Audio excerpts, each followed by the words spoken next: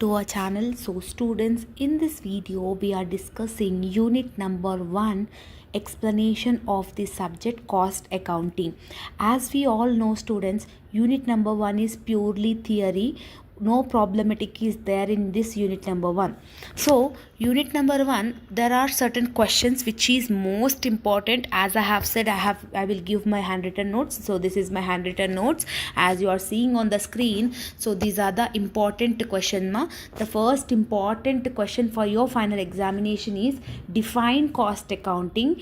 Either they may ask about objectives, either they may ask about scope, advantages and disadvantages. So cost accounting definition is compulsory. Related to the one question related to the cost accounting is compulsory question. Okay, either they may asking objectives, scope, nature, importance, advantages and disadvantages, anything you can combine, you can write that answer. The second most important answer is differences between financial accounting and cost accounting. This is the another important question, not much, just important question. And third important question is different types of elements of cost. What are the various elements of cost? So these are the top 3 questions. So according to my perspective, the students who are going to learn about the cost accounting will be enough to attempt a long question as well as short question from unit number 1. So these are the short important questions. Scope of cost accounting, advantages of cost accounting, cost center, cost sheet and limitations of cost accounting. These all short questions will be covered in long as well. So just to prepare that 3 questions, so 16 marks weightage you will get it, because 12 marks compulsory long question, 4 marks compulsory short question. So okay, 16 marks weightage.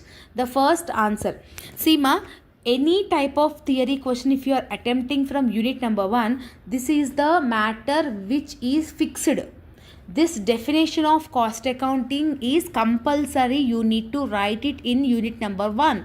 Any type of answer, any type of question. Okay, cost accounting definition. What is this cost accounting definition? According to the Kohler, cost accounting is the branch of accounting dealing with the classification, recording, allocation, summarizing and reporting of the current and prospective cost. Here what they are saying is cost accounting is a type of accounting where it deals with the recording of the cost, transactions, recording, allocation, summarizing, everything. అంటే cost అంటే ఏంటి? Cost అంటే expenses. Cost is nothing about expenses. When in your organisation, when you manage your expenses, your organisation will be in profit. Yes, from where you are getting the expenses, from where you are getting the incomes, you need to understand it.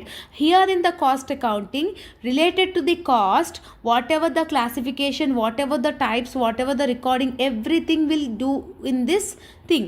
That is called cost accounting according to the Kohler. So what is the objectives of cost accounting The first objective is, the primary objective of cost accounting is to ascertain the cost of the product. Means you need to collect the product, you need to divide it, you need to analyze how much. If you want to produce a pen, how much cost it is including is important. Yes, and second one, to determine the selling price. When you able to know your expenses, then you will fix the selling price. For example, to make this PDF, I have got 100 rupees of my expenses. So how much I will sell to for the sales? More than 100, like 150, 120, 100, like that. So to know your selling price, cost is important, cost accounting is important. To assist the management to take the cost, to take the expenses related information, this cost accounting is helpful. To assist the management for the price quotation, to fix a price for the product, for that case also this is important.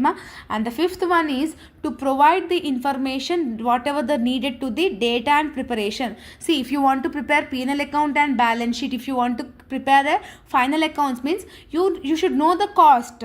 Yes, for that case also this will be useful.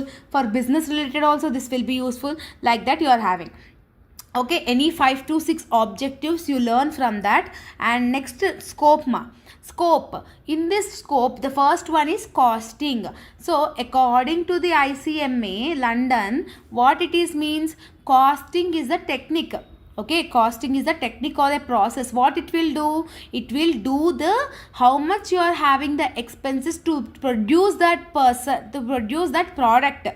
Okay, so what it will do, it will give the techniques and it will ascertain the cost. Ascertain the cost is nothing about the, it will segregate the cost, where it is ఎక్కడి నుంచి వస్తుంది మనకి cost, ఎక్కడి నుంచి మనకి expense వస్తుంది అనేది చెప్పడం జరుగుతుంది. Okay, next one cost accounting. Cost accounting is nothing about the classification, means you are dividing, recording and allocating, determining and reporting. It will divide the cost, it will record it into the systems, it will allocate, it will determine, and when you want it will give report according to that situation. Okay, next one, cost control. Cost is expenses, control is expenses you are controlling. With the help of cost accounting you can control your expenses, means when you know the actual expenses from where you are getting, for that then you know you will control it. ఇప్పుడు మనకి ఇక్కడ నుంచి expenses వస్తుంది అని అంటే, ఇక్కడ నుంచి చాలా ఎక్స్పెన్సెస్ ఎక్కువ ఖర్చులు మనం చేస్తున్నాం అని అంటే మనం ఏం చేస్తాము, we will not spend that much money on that thing. No, when you know the expenses you will control your expenses, you will control your cost. That is called cost control. Yes, and it will do the budgeting also ma. When you able to know the product price, expenses, then you will fix some budget to develop that product. And the last one you are having cost audit. Cost audit is nothing about the verification of the cost account, means correctness, how much correctness of the data you are providing, that is called cost audit. Audit is nothing about the verification. What you are verifying? Expenses, cost you are verifying. So that is the meaning of cost audit. So this is the 12 marks answer ma. And advantages, if they are asking, means helps in cost ascertainments, means to fix the cost, this will be helpful. To control the cost, this will be helpful. For the price fixation, this will be helpful. To increase your profitability also, this will be helpful. It will be helpful in a to make a decision in the organization, this will be helpful. Yes, these are all the various advantages you are having in the cost accounting. Any 5 to 6 or 6 to 7 side headings you can write it in your, generally you can write it in your examination. No need to by heart this one. Generally what you have understood, just put it on the paper. Clear? And what are the disadvantages ma? There are only 3 disadvantages. First one is it is expensive and it is not suitable for small businesses or small industries. And the estimates, means it will not give the exact price, exact cost, just it will estimate it. Either it might be or it might not be. Okay, so these are the disadvantages. And suitability is also disadvantage, because sometimes misleading also it will do. Okay, role of management, sometimes ability, whatever the decisions you are taking, it might be not much more required. Inapplicable, it is not applicable for the small scale industries, it is only useful for the large scale industries. Yes, so these are the various advantages and disadvantages. And third and the important and the last question is differences between cost accounting and financial accounting. So definition related to the cost accounting and financial accounting you need to learn ma. So there is not at all having anything to explain in this. So I have made my notes to understand better. So simple notes, because in some materials it is little bit hard to understand. This notes PDF I have made, my handwritten notes. So you can get these notes in our Telegram group channel for free of cost. Okay, all the links I have mentioned in the description box. And the last answer you need to understand about the elements of cost. Elements of cost is nothing about the 3 types: materials, labor and other expenses. In materials you will have direct materials, indirect materials, direct labor, indirect labor, other expenses, direct expenses and indirect expenses. All the indirect materials, indirect labor and indirect expenses, means what I am saying is indirect materials, indirect labor, indirect expenses. If you are adding all these 3 things, is when you are adding these things, means that is called overheads. In 3rd chapter we have already learned about the overheads. In overheads what you are having? Manufacturing overheads, administrative overheads, selling and distribution overheads. About that you need to understand ma. See, last preference you need to give it to the first unit ma, because when you are perfect in the long problematic, automatically you will able to attempt long theory also. So that's why I have discussing this video in the last. So when the students have practiced unit 2, unit 3, unit 4 and unit 5 problematic, for them they can easily attempt unit 1 problematic ma. Okay, so these are the questions. So you need to understand, you need to write. So when you are writing for 12 marks, 3 sides compulsory you need to write, and when it is theory, try to draw a flow chart like this, try to add the diagrammatical representation so that it will increase your marks. Hello students, welcome back to our channel. So students, in this video we are discussing cost accounting subject unit number 2, complete problematic explanation. So if you are watching this video, means absolutely you can able to score 16 marks weightage in problematic. Okay, so don't skip the video and watch till the end. This complete video will be enough to score 16 marks in this subject from this chapter. Okay, so from unit number 2, unit number 2 is materials chapter ma. In materials chapter, total you are having 5 problematic concepts. Okay, first one is Fifo, Lifo, weighted average, simple average. So Lifo, Fifo, weighted average and simple average, these 4 are the problematic questions. This problematic will come for 12 marks. Either they may ask Lifo and Fifo, or Lifo and weighted, or Fifo and simple, anything. Out of this 4, if out of these 4 problematic methods, you can able to score 12 marks in your final examination from this unit. And EOQ, economic order quantity problematic concept, you will get for 4 marks. So total 5 concepts you are having ma. So 12 marks plus 4 marks is absolutely 16 marks weightage. So don't skip the video ma. First we were discussing for the 12 marks. In single question I will explain Lifo, Fifo, weighted average and simple average method. Okay, so take down the notes ma. Please everyone, along with me you also do the sum, then only you will able to understand it. Okay, so what is the question they have given? 2003 May 1st, 2003 May 1st. What they have given? First May, opening stock they have given, purchases they have given, issues they have given, shortage, everything. Okay, this is the standard problem. This is the standard problem. It is not an easy problem. If you able to understand this method, means whatever the type of problematic question they might be asking from this unit, you will easily able to attempt that. Okay, clear? So that's it. So now first we will do this method in Lifo, Fifo, weighted average and simple average method. Okay, now see here, what is the proforma? So in your final examination booklet, combinedly, like wherever you start from here, no, one proforma you should combinedly draw in 2 sides of the page, because in one side you will not able to fit this proforma and you can't write here in this way also. So that's why when you are writing a problematic solution from unit number 2 in your final examination, either Lifo, Fifo, weighted or simple average method, combinedly you need to draw the proforma. Clear? So table name should be stores ledger account. Table name should be stores ledger account. Under which method we are doing? Fifo method. So what is the meaning of Fifo? First in, first out. Okay, what are the columns you are having? Date, particulars, receipts, issues and balance. In receipts, issues and balance you are having 3 columns. Units column, rate column, amount. Units column, rate column, amount. Units column, rate column and amount. So this is the proforma, you need to draw it for the Fifo. What is Fifo? First in, first out. So write down the Fifo heading so that you will remember. So first in, first out. Clear? Now we are doing this question, we are doing this problematic question in Fifo method. Okay, what is the year they have given? 2003, month May. So every time when you are writing, you need to write the year first. What I have given ma? 2003 May 1st.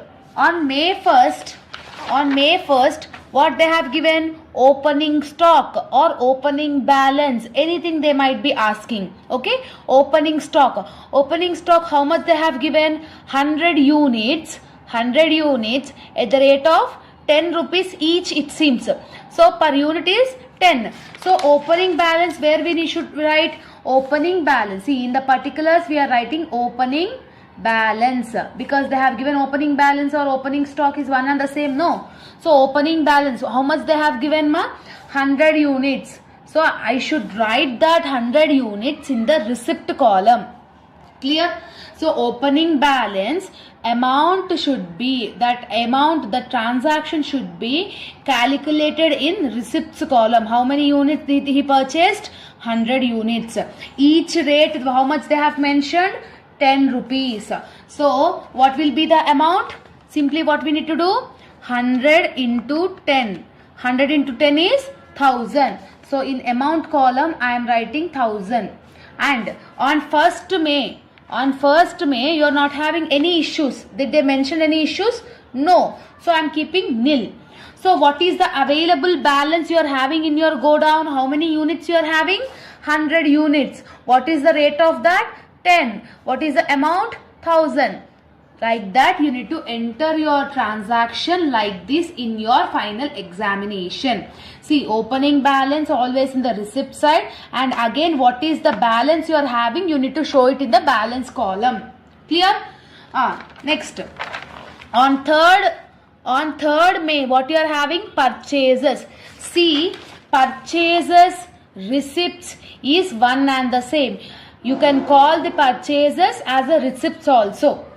Okay, on 3rd May, leave one line after every transaction and write on 3rd May you are having purchases. See, for purchases what we need to write? Receipts column. How many purchases did he said? 500 units. What is the each rate? 15. So 500 in the units column, 15 in the rate column. Simply what we need to do? Multiplication. So 500 into 15, 7,500 you will get. So 7,500 is in your amount column. Issues you are having anything? No. So I am keeping nil. Now, how you need to show this in the balance? See ma, when you have entering the purchases or entering anything, receipts, anything, if you are entering means the old balance you need to bring it down first, and whatever the new purchase is having, that you need to enter last. What is the existing balance? What is the old balance you are having in your go down? That is nothing about what is the old thing you are having in your balance. 100, 10,000. What is the new stock is entering? 500 units. Each rate is 15. Amount is 7,500. Like this you need to enter the transactions in Fifo method. I hope that you have got clarity. If you have not understood, again see the video. Just pause the video and see whatever I have done. Okay, any purchases if you are getting means you need to bring down the old balance first and you need to enter the new stock again. Okay, clear? Next what you are having ma? 5th. On 5th May what you are having? Issues. How many issues? 300 units issues. See, every time in any question for issues they will not give per unit. Okay, if per unit is not given means you need to understand it is a issues. If per unit is given means you need to understand it is a receipt. Either for issues you will not have the per unit. They will only give the units. So on 5th May what they have given? Issues. How many issues? 300 units. See here on 5th May. See, I am leaving one line. Okay, I am leaving one line. I am writing here 5th May. What you are having? Issues. So issues means we are not having anything with the receipts. No, I am keeping it nil. Okay, keeping it nil. How many issues did he said? 300 units issues did he said. So in issues column first write 300 rupees in the bracket. First write 300 rupees in the bracket. Okay. So now see ma, important thing. Which method we are using? First in, first out. You want 300 units. What is the units you are having in your go down? 100 and 500. This is the two stocks you are having in your go down. And you need 300 units. Which method? Fifo method. So how you need to check means out of these two stocks, what is the first stock you have entered? The first stock were entered is 100. Yes? The first stock which you have entered in your stores ledger account is 100. First you need to use that. If not sufficient means you need to use second one. That is the speciality of Fifo method. Whatever you have invested, whatever you have inserted first, that should be bring out first only. So that is called first in, first out. So how many units you want? 300. But in first unit how many units you are having? 100. So first use that 100. So 100 units. What is the rate of that? You are having 10. So 100 into 10, 1000. Still how much you want? You want 300. In that 100 only you got. Still 200 you want? No. So this stock is over now. Okay, the first stock is over. From second stock 500, you can use 200, no? Absolutely we can use 200. So what we need to do? Here I am writing 200. What is the rate you are having here for 500? Beside that, what is the rate you are having? Because we are using from this, no? 15. So 200 into 15. So 200 into 15. If you are doing means how much you are getting? 3000. So 3000 writing in the issues amount. Clear? Now from first stock you have already used. From second stock you have used 200. Means issues is nothing about you have used it. It has been gone from stores ledger account. So in balance what is the existing? Will 100 is existing? No. 100 is not existing. In 500 how many is existing? Because you have used 200. Only 300 will be getting existing. No.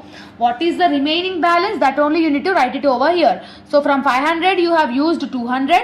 So what is the existing balance? 300. What is the rate of that? 15. So 300 into 15 you need to do. How much you are getting? 4500. So 4500 in the amount column. Like this you need to do the Fifo method. Clear? If you understand this Fifo method perfectly means you can able to understand anything. Okay?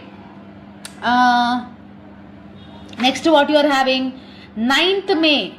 On 9th May again issues it seems. How many units issues? 100 units. So what we need to do? I am giving after every transaction I am leaving one line and I am writing here. So 9th May again issues. How many issues? 100. So in issues column under units in bracket I am writing 100. Okay ma? 100 units. What is the existing stock you are having? 300. Only one stock is existing. From 300 you can use 100, no? Yes, you can use it. So 100. What is the rate you are having? 15. So 100 into 15 you need to do. 100 into 15 is 1500. So from 300 you have used 100. What is the remaining balance you are having? 200. So that remaining balance only you should write it, no. So 200. What is the rate you are having? 15. So 200 into 15 what you need to having? 3000. Clear? Like this you need to do it. Next, on 11th what you are having? Purchases. How many units purchases? 600. Each is 6. Purchase is nothing about receipt only, no. So what is the date? 11th. Purchases. How many units purchases? 600 units. What is the rate? 6. So 600 into 6 you need to do.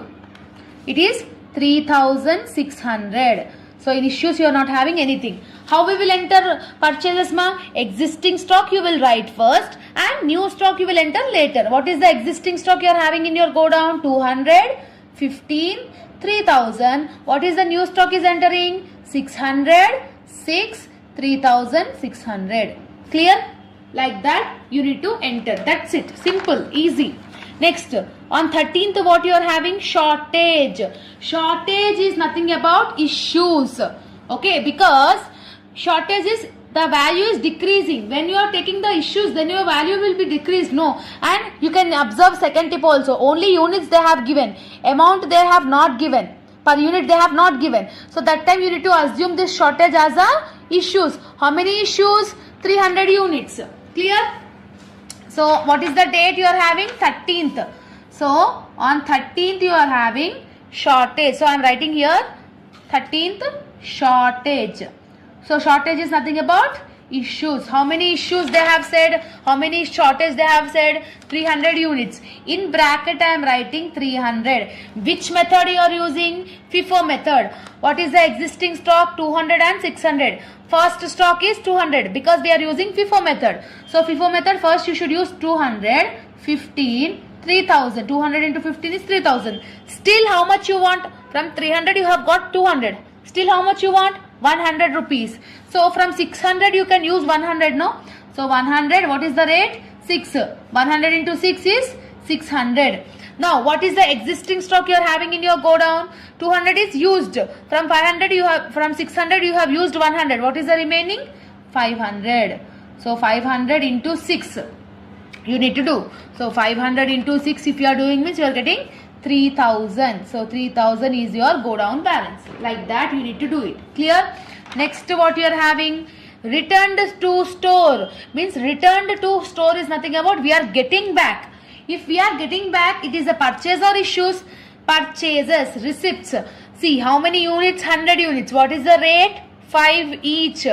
So returned to storage, right? On 19th you are having returned to storage. So 19th returned to store. How many units? 100 units. What is the rate? 5. So 100 into 5, 500. Okay. How you will enter it into the balance? Old stock you will write first. New stock you will enter. What is the old stock? 500, 6, 3000. New stock is 100, 5, 500. Like that you need to enter. Clear? And the last transaction what you are having, ma? 30 issues you are having. How many issues? 100 issues. So on 30th May, on 30 what you are having? Issues. Okay, issues is 100. 100 I am writing in the bracket first. What is the existing stock you are having? 500 and 100. Which method you are using? Fifo method. Out of this two stock, what is the first stock? 500. From 500 you can use 100 rupees, no? So 100, what is the rate you are having? 6. So 100 into 6, 600. Now what is the existing stock you are having? From 500 you have used 100. So you will have 400. Yes, from 500 you have used 100. What is the remaining? 400. What is the rate? 6. So 400 into 6 is nothing about 2400. Clear? This stock is still there because you have not yet used, you have not yet touched, no? The same stock you need to write it over here. So 100, 5, 500. So everything is over. Transactions is over. Simply what we need to do? Closing balance, closing stock. See here I am writing closing stock. After end of the sum, you need to write closing stock. In balance column, what is the total units you are having in the last? You are having only this two only. No, this is all previous ones. So 400 you are having, 100 you are having. So how many units you are having total? 500. So 500 units you are having.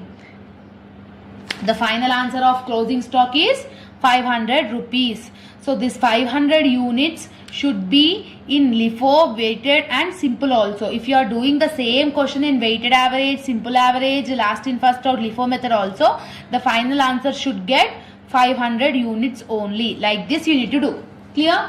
So when you understand Fifo only, you will able to understand Lifo. Okay? Now we will do the Lifo ma.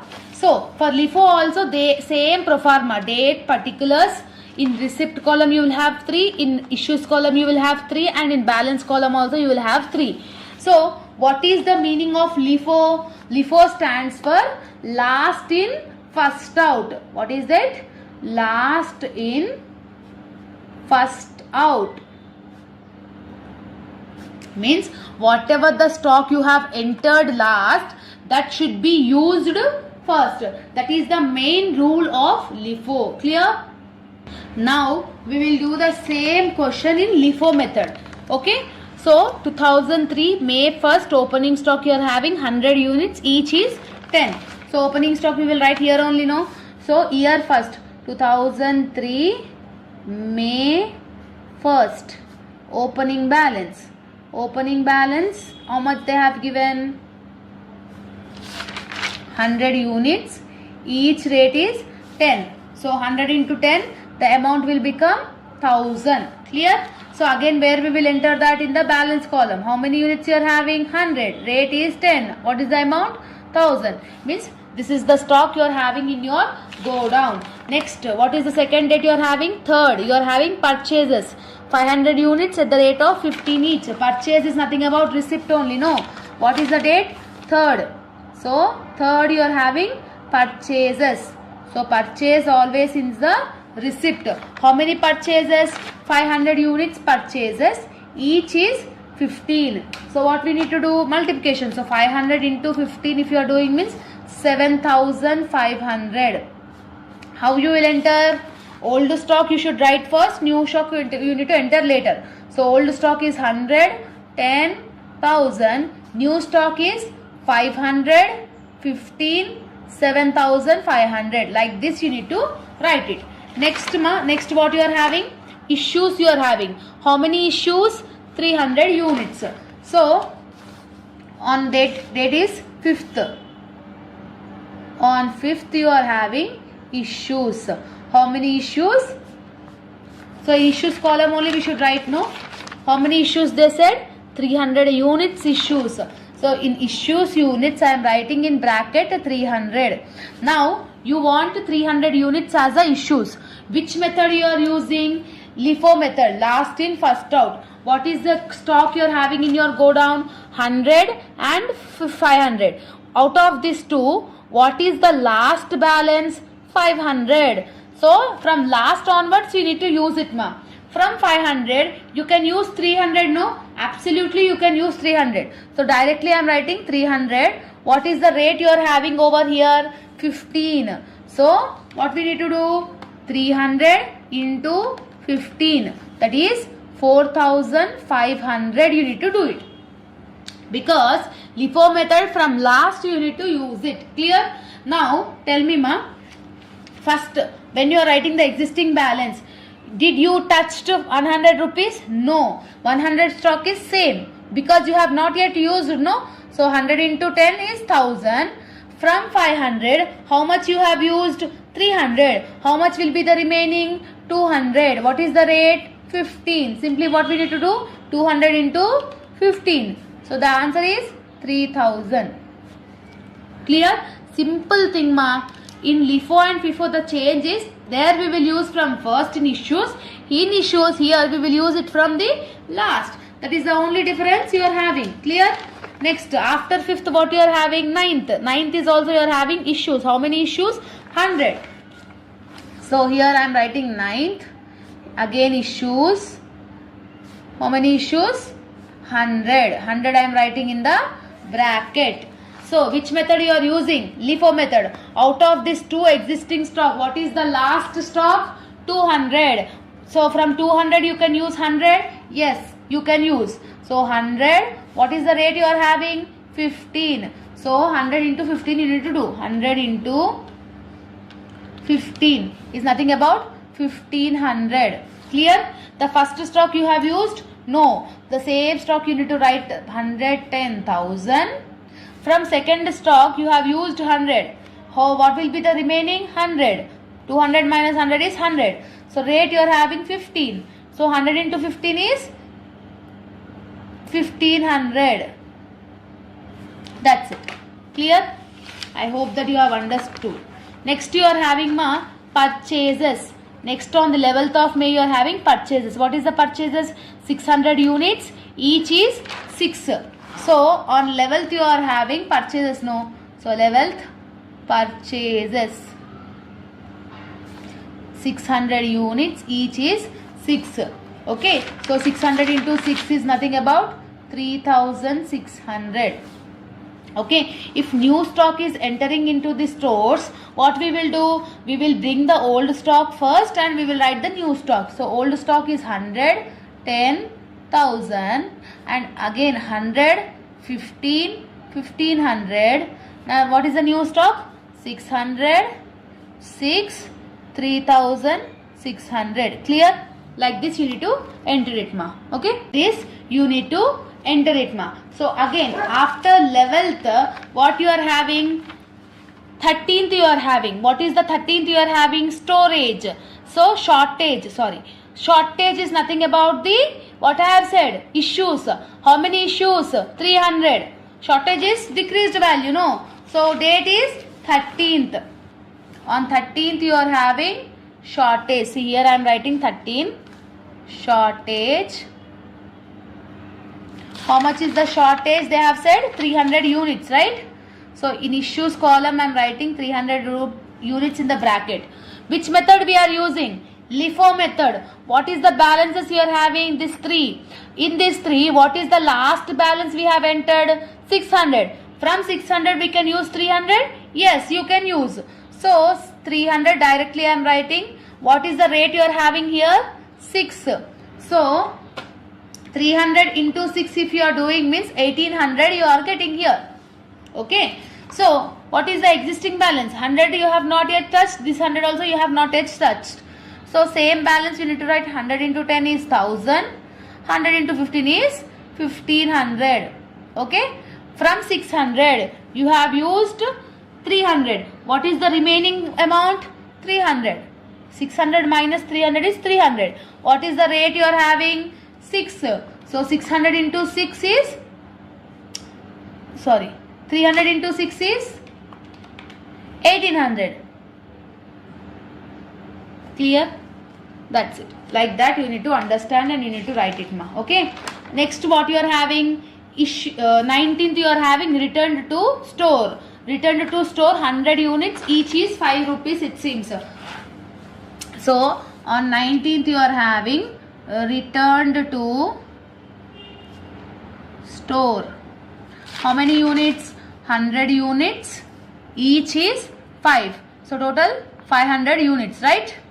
So now how you will enter here? The old balance you will write again and new balance you will enter here. What is the old balance? 100, 10, 1000.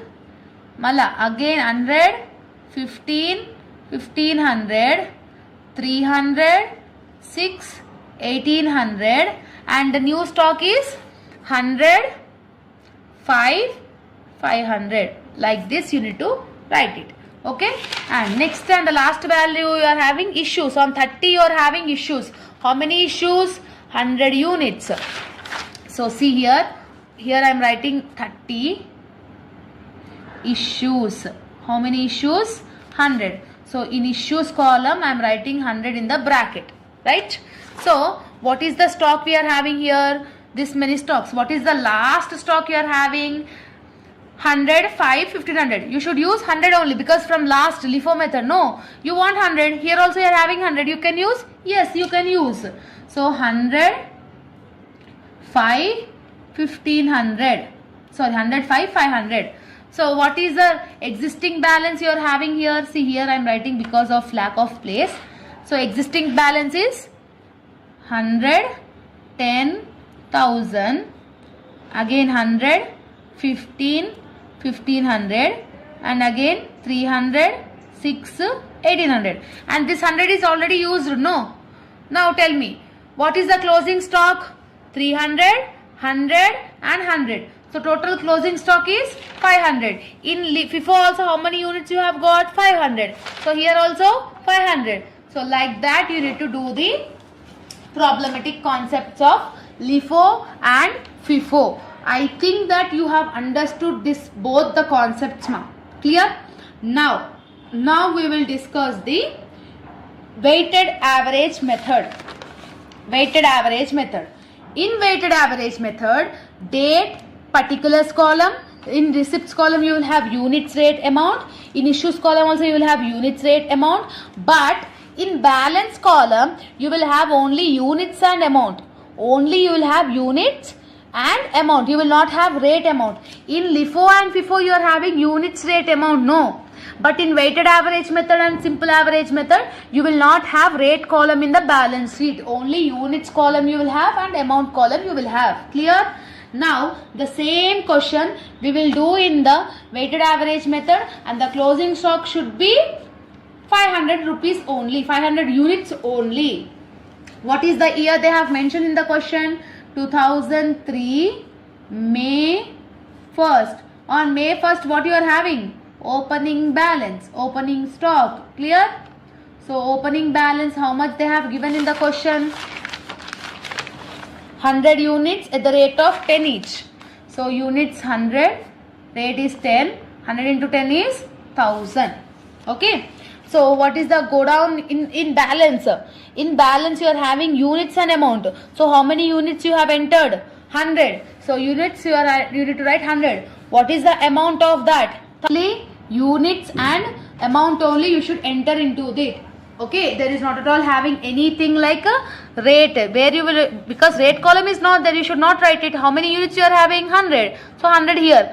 Amount is 1000. So 1000 here. Like that you need to enter in your weighted average pro forma. Clear? And after 1st May, 3rd May, what you are having? Purchases. How many purchases? 500 units at the rate of 15 each.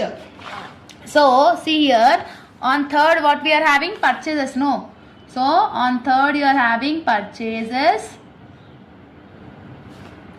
500 units. Each unit is 15. So simply what we need to do? 500 into 15. That is 7500. Okay, in issues you are not having anything. Now Seema, how we need to enter it into the balance? Because in previous Lifo and Fifo, how we have done, like that you should not done in weighted average method. When you are getting a purchases, you need to add. See here, units whatever you are having 100. What is the new units you are having? 500. So units plus amount plus. So 100 plus 500 is 600. 1000 plus 7500 is 8500. Units you need to do plus. Amount you need to do plus. Like that you need to enter this type of transaction, like this type of thing in the weighted average method. Clear? And after 3rd, what you are having? 5th May, issues. How many issues? 300. So 5th May, how many units you are having? Issues 300 it seems. So 300. Okay. So see, to calculate these issues, what you want? Rate you want. But here you are not having any rate. So in weighted average method, so rate should be calculated like this. Write down the formula. Rate is equal to amount divided by units. Rate is equal to amount divided by units. If you want to calculate the issues rate, what you need to do? What is the amount you are having here? 8500. Amount divided by units. That is nothing about 8500 divided by 600. How much you are getting? 14.1. Point after 1 is amount. Enough. So 14.1 you need to write it. So 300 into 14.1 is 4230. 4230. Okay. Seema, in weighted average method, to calculate the issues rate, you need to take amount divided by units. Clear? So if issues is having means, how you need to do means, purchases we have done addition. For issues what we need to do? We need to do minus. So units minus amount minus. So 600 minus 300 is 300. 8500 minus 4230 minus 4230. If you are doing means, how much you are getting? 4270. See. Okay, 8500 minus 4230. When you are getting an issues means amount minus units minus. Like this you need to enter the transaction. Now after 5th, what you are having? 9th. 9th is also again you are having issues. How many issues? 100. So here I am writing 9th issues How many issues? 100. See, to calculate the issues rate, what we need to do? Amount divided by units. What is the amount you are having? 4270. What is the units? Divided by 300. So how much you are getting? 14.2. 14.2. So 100 into 14.2 is 1420. Okay. Issues means minus. 300 minus 100 is 200. 300 minus 100 is 200.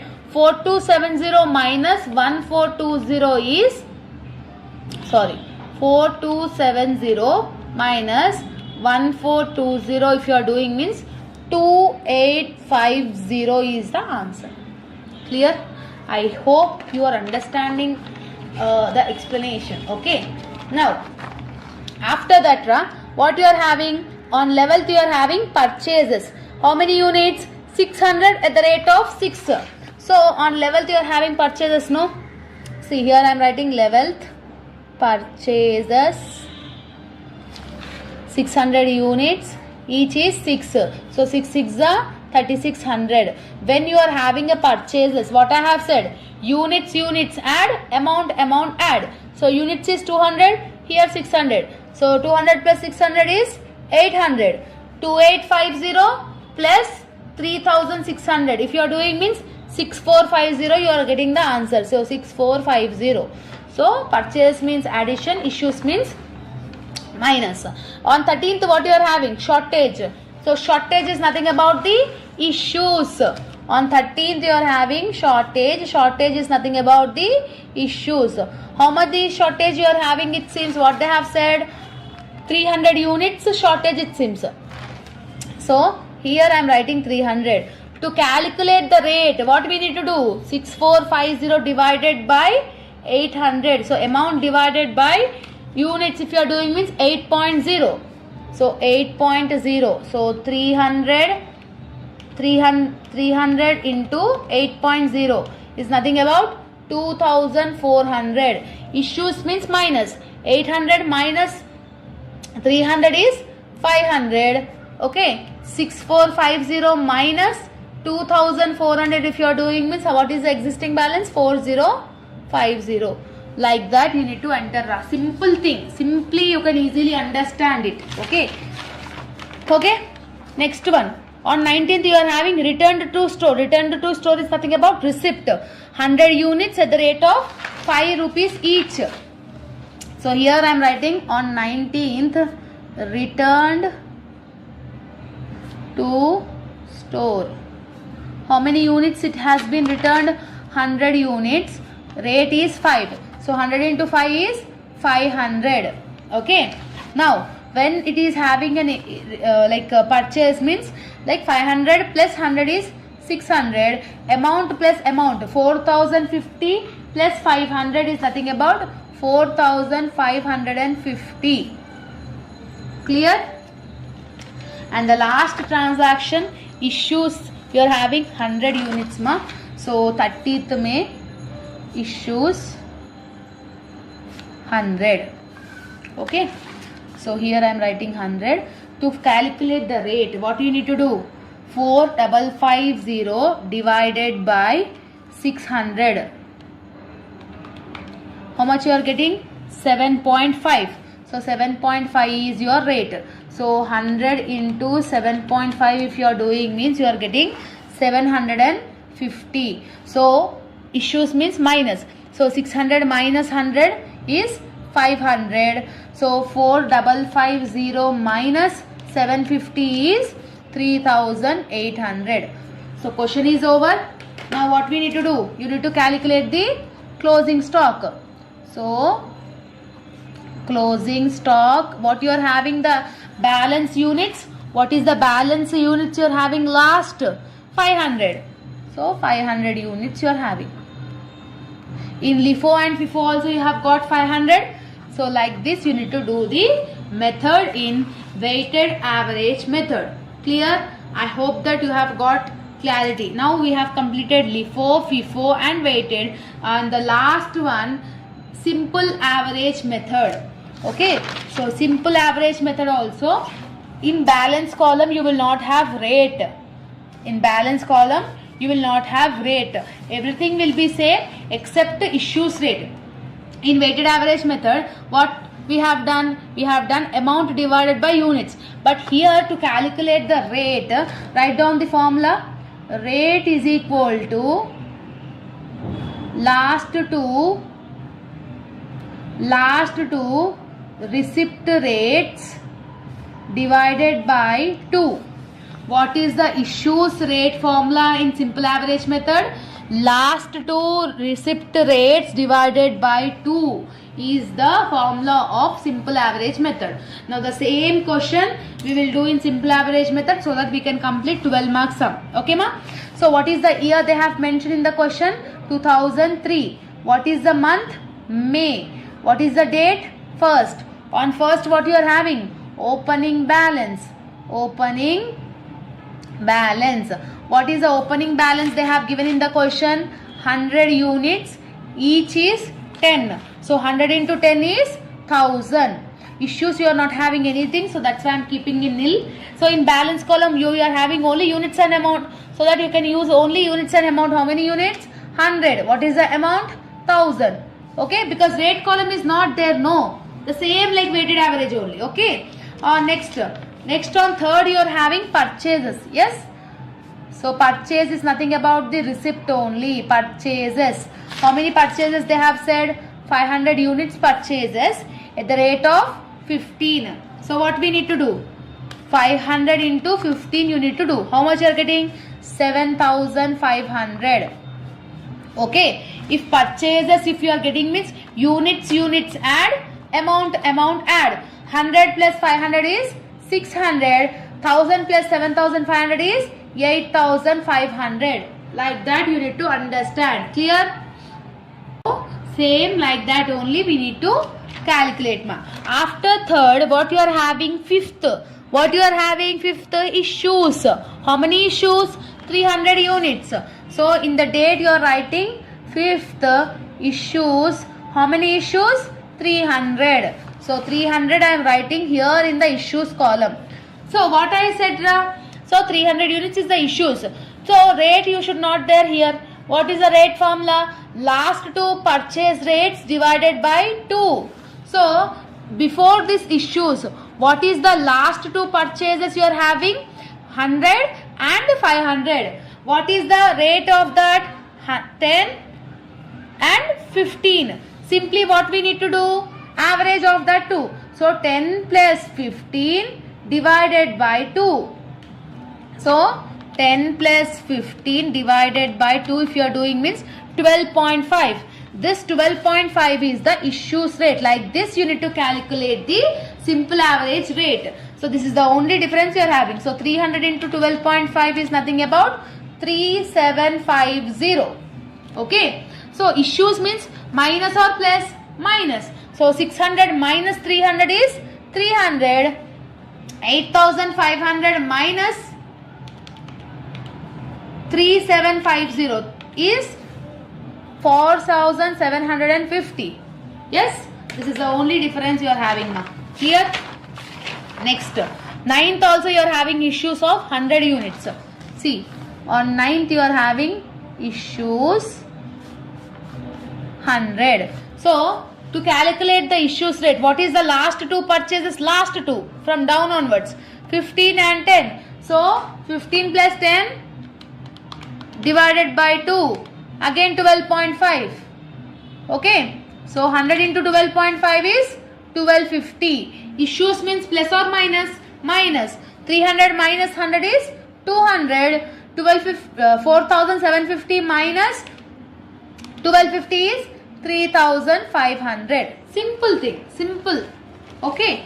Only that the rate amount will be decreased. Okay. On 11th you are having purchases. How many purchases? 600 units at the rate of 6 each. So on 11th you are having purchases 600 units at the rate of 6 each. So 6 6 are 3600. When purchase is having means what we will do? Units add, amount add. 200 plus 600 is 800. 3500 plus 3600.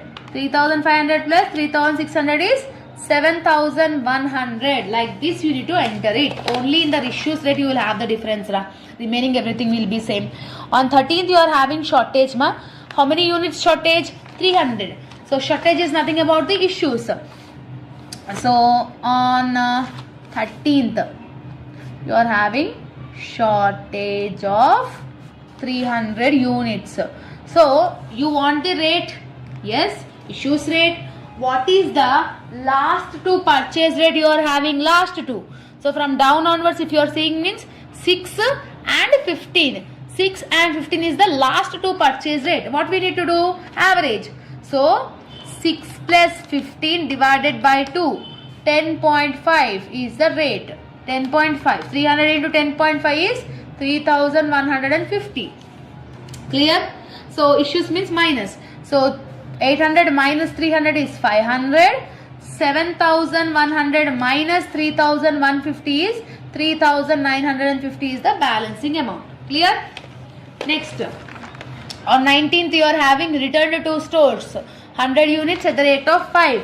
On 19th you are having returned to store. Okay. 100 units at the rate of 5 each. So 100 into 5 is 500. So purchase is nothing about addition. Units add. 500 plus 100 is 600. 3,950. 3,950 plus 500 is 4,450. Clear? 3,950 plus 500 is nothing about 4,450. Okay. And the last transaction you are having 30. Issues you are having. How many issues? 100 units. See here. 30 issues. How many issues? 100. To calculate the rate, what you need to take?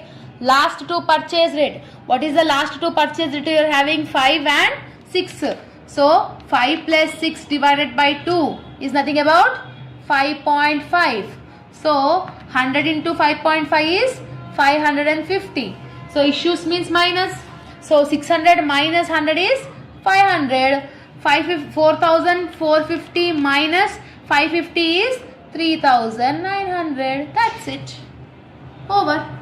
Only the rate will be difference. Now closing stock. What is the last balance units you are having? 500.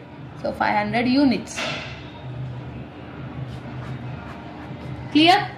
So like this you need to understand the concept of Lifo, Fifo, weighted and simple. See, in every Lifo and Fifo and weighted and simple, the last one is 500 only is the balance. Clear? 500, 500, 500 and 500. This is the four concepts. Compulsory problematic question for 12 marks. If you have done correctly means 12 on 12 marks you will easily get it. Okay, they will not deduct any marks if you have done correctly. Okay, now we were discussing the 4 marks problematic question which is very important from unit number 2, that is EOQ. EOQ for economic order quantity. What is the formula? What is it stands for? Economic order quantity. In the question, what they have given? Annual consumption they have given, ordering cost they have given, price per unit they have given, carrying cost also they have given. First, what we need to do? You need to write the EOQ formula. So EOQ formula is under root 2AO by C. What is the formula of EOQ? 2AO by C. So A is nothing about annual consumption. C is nothing about carrying cost. O is nothing about ordering cost. In every question, carrying cost and price they will give. Carrying cost always they will give in the percentage and price per unit they will give. What we need to do? We need to calculate C first. We need to calculate C first. What is the price they have given? So price into carrying cost, you need to do it first. So what is the price they have given in the question? 50. What is the carrying cost? 30. So 50 into 30% you need to do it first in every question. Okay. So 50 into 30% if you are doing means how much you are getting? C. So the value of C is 15. The carrying cost value we need to calculate. How we will calculate? Price into carrying cost percentage. After calculating the carrying cost, now substitute in the formula. So EOQ is equal to under root 2 is default. Okay. What is annual consumption? 1900. So 2 into 1900 into what is the ordering cost they have given in the question? 10 rupees per order. So 10 divided by what is the C we have calculated? 15.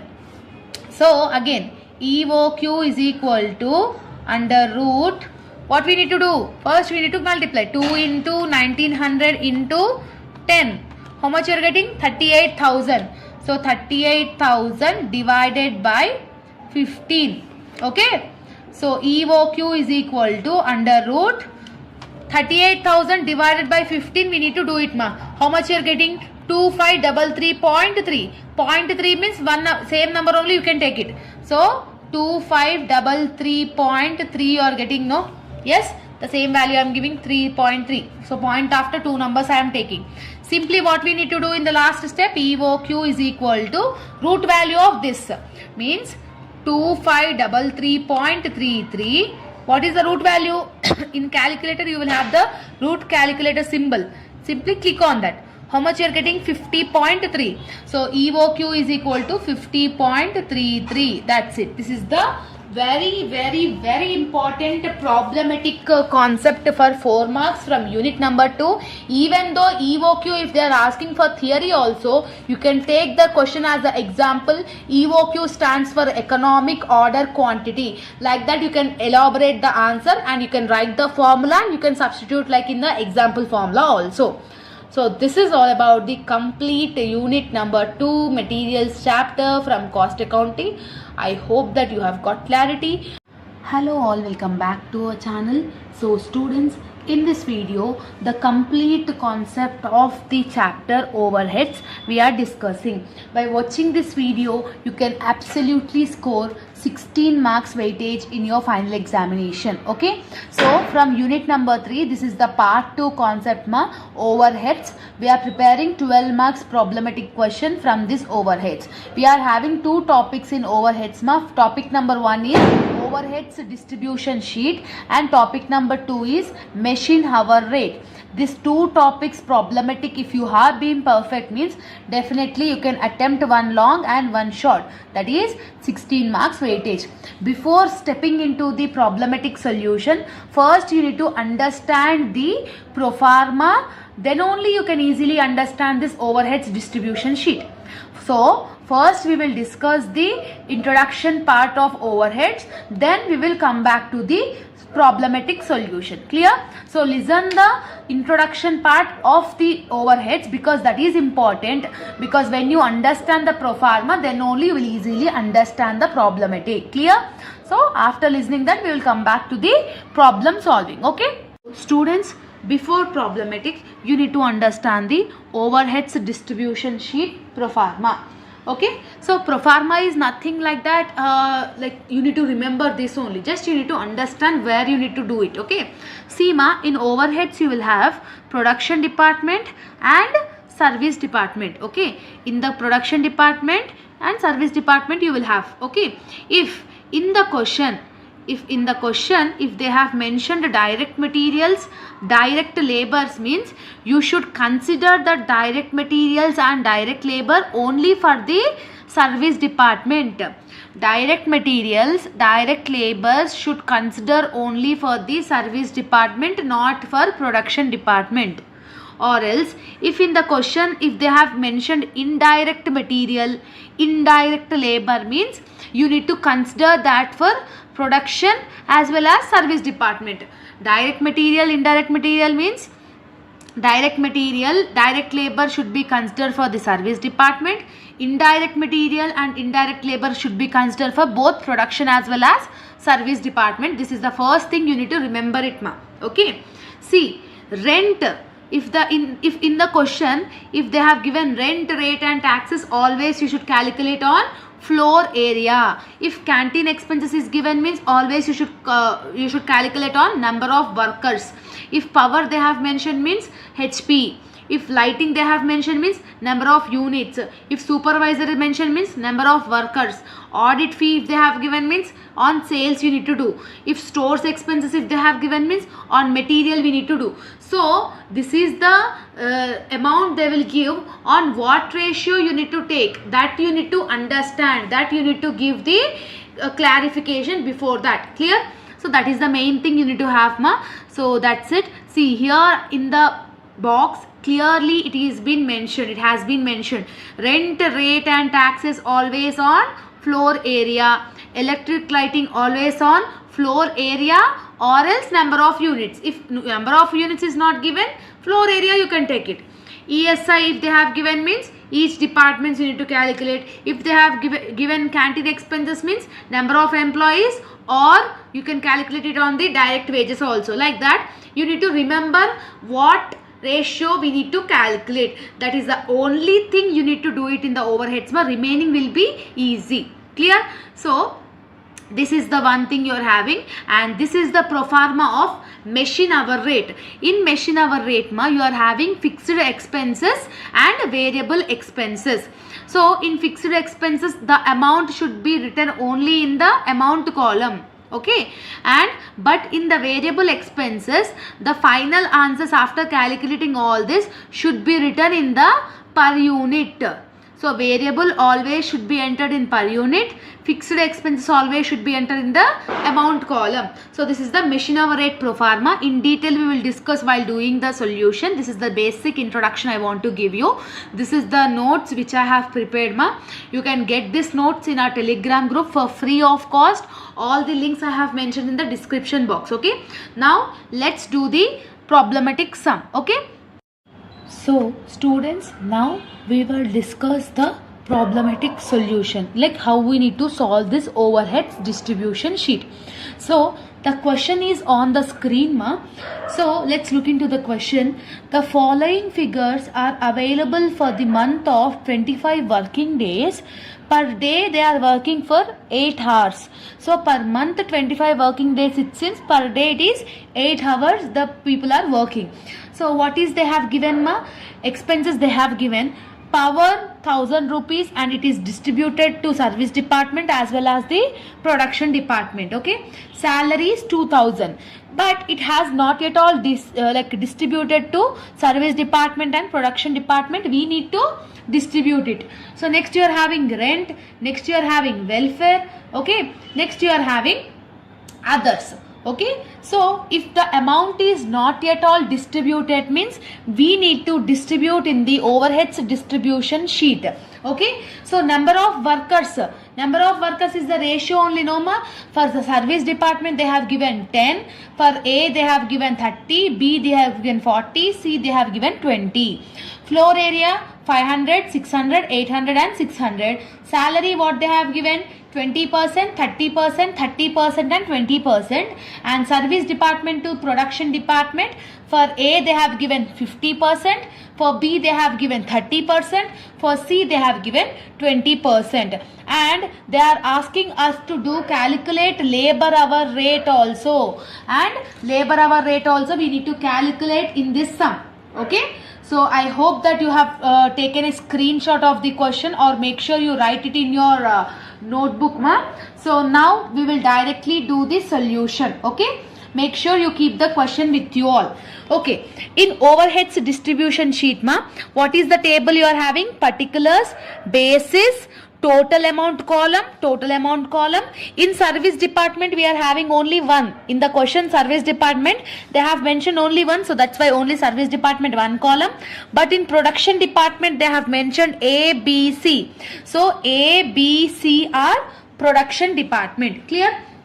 Now first and the foremost one, what they have given in the question, ma? Power they have given. Okay, so power already they have distributed the amount. In the basic column, if the amount is already distributed, what we need to write? Given, we need to write it because it's already given in the question. What is the total amount of the power in the question? They have given 1000.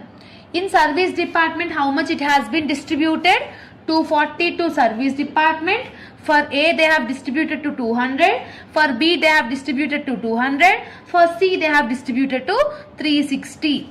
Because all this distribution has already given in the question, simply I am writing that.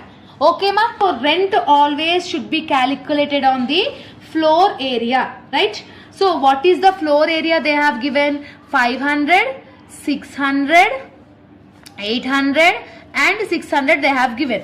Means 2 zeros if you have calculated cancelled, means 5 is to 6 is to 8 is to 6. Yes, 5 is to 6 is to 8 is to 6 will be your rent percentage. So 5 is to 6 is to 8 is to 6. Okay. So how we can do? 500 into 5 divided by 25. So 100 will get to the service department. Next 500 into 6 divided by 25, 120. Next 500 into 8 divided by 25, 160. Okay, 500 into 6 divided by 25. How much you are getting here? 120. Clear? So 100, 120, 160 and 120 you are getting. Now we will do the salary ma.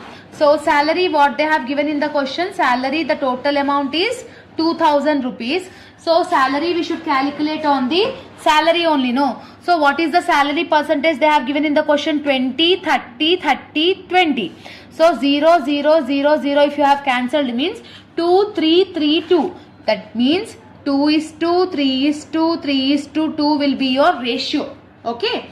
So simply you calculate according to that. So 2000 into 2 divided by, so 2 plus 3 is 5, 5 plus 3 is 8, 8 plus 2 is 10. So 4000 divided by 10. 2000 into 2 divided by 10, that is 400. Next 2000 into 3 divided by 10, that is 600. Again 2000 into 3 divided by 10, again 600. Next 2000 into 2 divided by 10, again you are having 400. So this is the calculation, like this you need to do. Be aware, be conscious about what ratios you are taking. Okay. So that is the one thing I want to tell you all ma. Next what they have given in the question. Next what they have given in the question. Welfare they have given. Okay. What they have given? Welfare. So welfare according to the question, welfare always should be calculated on number of workers. Yes. So number of workers we need to calculate. So what is the number of workers percentages they have given? 10, 30, 40 and 20. So 0, 0, 0, 0 will be cancelled. So what will be the remaining? 1 is to 3 is to 4 is to 2. So that ratio you need to take. So 1 is to 3 is to 4 is to 2. So what is the welfare amount, total amount they have given in the question ma? 600 rupees. So this 600 rupees should be shared to the production and service department according to that. Okay. So 600 into 1 divided by, so 3 plus 1 is 4, 4 plus 4 is 8, 8 plus 2 is 10. So divided by 600 into 1 divided by 10, it is 60. Next 600 into 3 divided by 10, 600 into 3 divided by 10, that is 180. Next 600 into 4 divided by 10, that is 240. Next 600 into 2 divided by 10, that is 120. Yes, like this you need to take it. Next what they have given? Others they have given. Others they have already given. So that's why I am writing here given, because amount is shared. So total amount is 1200. Service department is receiving 200. Production department A is receiving 200. B is receiving 400. C is receiving again 400. So like this we have done. Yes. After this what we need to do? We need to calculate the total expenses. What we need to do? Total expenses. Simply we need to add the total. So total expenses. So total expenses of service department as well as the production department. So what is the total? See, 1000 plus 500 plus 2000 plus 600 plus 1200. So you are getting 5300 in the total column. Same service department, 240 plus 100 plus 400 plus 60 plus 200. How much you are getting? 1000. Next, A, 200 plus 120 plus 600 plus 180 plus 200. So that will be 1300. For B, 200 plus 160 plus 600 plus 240 plus 400. That will be 1600. And last one, 360 plus 120 plus 400 plus 120 plus 400. How much you are getting? 1400. So after sharing all the ratios, to the service department as well as the production department, the thing what you need to do, you need to calculate the total expenses. Till here I think you have understood. After calculating the total expenses, whatever the service department total is there in every overheads distribution question, every time service department should be shared to the production department. So what is the service department you are having in this question? This one only you are having. How much you are having? 1000 rupees you are having. This 1000 of the service department should be shared to the production department. In production department, how many you are having? A, B and C. That means service department 1000 should be shared to production A, production B and production C. To share this service department, what we want? Ratios we want? No. So service department 1000 should be shared to the production department. To share that amount, what you want? Ratios. So ratios they have mentioned in the question. No, service department to production department. How much they have mentioned? 50%, 30% and 20%. So every time, every question of overheads distribution sheet, at last service department total should be shared to the production department. So to share that ratios definitely they will give in the question. So A is receiving 50%, B is receiving 30% and C is receiving 20%. Clear? So when you are sharing that amount, here you write it, So service department to production department. So service department to production department, how we will share that? 1000 should be shared to A, B and C with the ratio of 50:30:20. So in the basis column, 50:30:20. Okay. See how much A will receive? 1000 into 50%. So A will receive 500, B will receive 300, C will receive 200. Yes or no? So here how much you will get? Minus 1000, because this 1000 has been shared to the A, B and C. So here the value will become automatically negative. So every time in the question in overheads like this, you need to share the service department total to the production department. After sharing, do again total. So service department has become 0. A became 1300 plus 500 is 1800. Okay. So B, 1600 plus 1300 is 1900. C, 1400 plus 200 is 1600. So this amount is called total overheads. What is called? Total overheads. Total overheads is nothing about, after sharing service department amount to the production department, the amount whatever is visible here is called total overheads. But till here the sum is over. But in this question, what they have asked you to calculate? They have asked you to calculate the labor hour rate. To calculate labor hour rate, every time labor hour rate will be calculated only to the production department. So how to calculate this labor hour rate? See here I am writing calculation of labor hour rate. So what is the formula of labor hour rate? Number of working days into number of hours. In the question, how many working days they have mentioned? They have mentioned 25 working days. Per day they are working for about 8 hours. So 25 into 8 you need to do. So 25 into 8 if you are doing means you are getting 200. So how many hours they are working? 200 hours. Clear? Till here you have understood? Labor hour rate like this you need to calculate. So labor hour rate, what I have said, always should be calculated to the production department. So to share this 200, to mention the labor hour rate to the production department, what we want? We want the ratio again. So ratio should be calculated on number of workers. So A number of workers, how much they have mentioned in the question? 30. B 40. C 20. So 30 is for A, 30 is for A, 40 is for B, 20 is for C. So in A column, see here 200 hours, 30 is the labor. So 200 into 30. So how much you are getting? 6,000.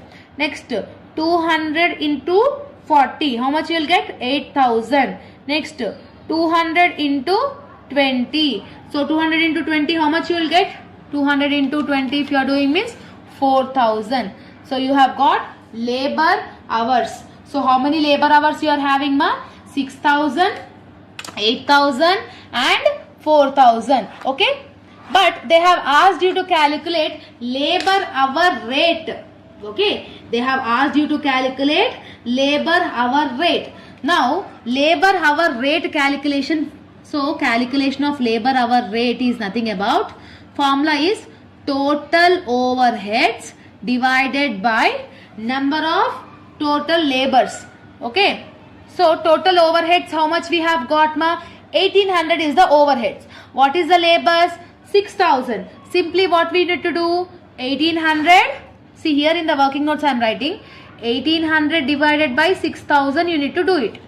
So 1800 divided by 6,000 if you are doing means 0.3 you are getting for the A. So 0.3 is A. Same again 1900 divided by 8,000. 1900 divided by 8,000 if you are doing means you are getting 0.23. And same like that 1600 divided by 4,000 if you are doing means 0.4. Clear? So like this you need to mention, if specifically if they are asking in the question to calculate labor hour rate, then only you need to do this step. If they have not mentioned means there is not at all having any requirement. Only till here, till only total overheads, till the sum will be over. If specifically if they are asking labor hour rate only, then only you should do this. If not, till here the sum is over. Overheads distribution is sheet is nothing about that only.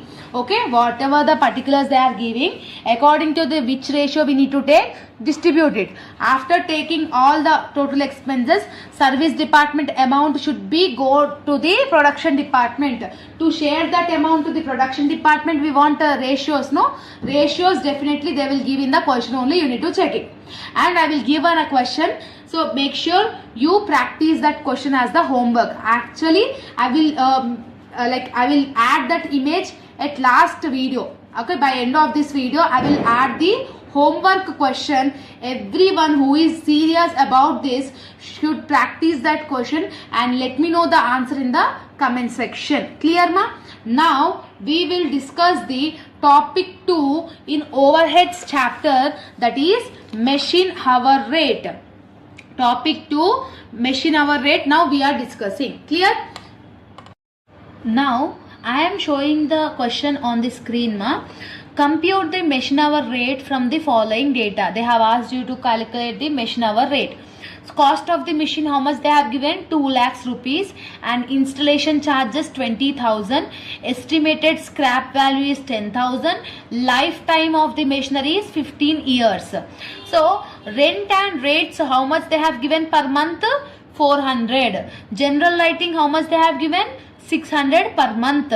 Okay. Shop supervisor salary, how much they have given? 1200 per month. Insurance 1920 per annum they have given. Okay.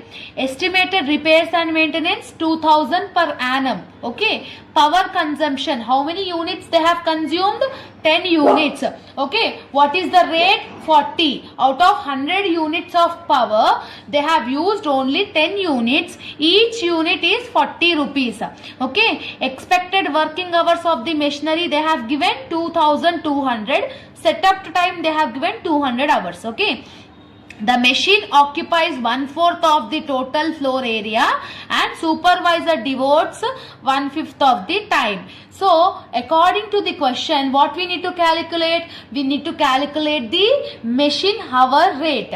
So, in the introduction part, I have already said, in machine hour rate, you will have fixed expenses and you will have the variable expenses.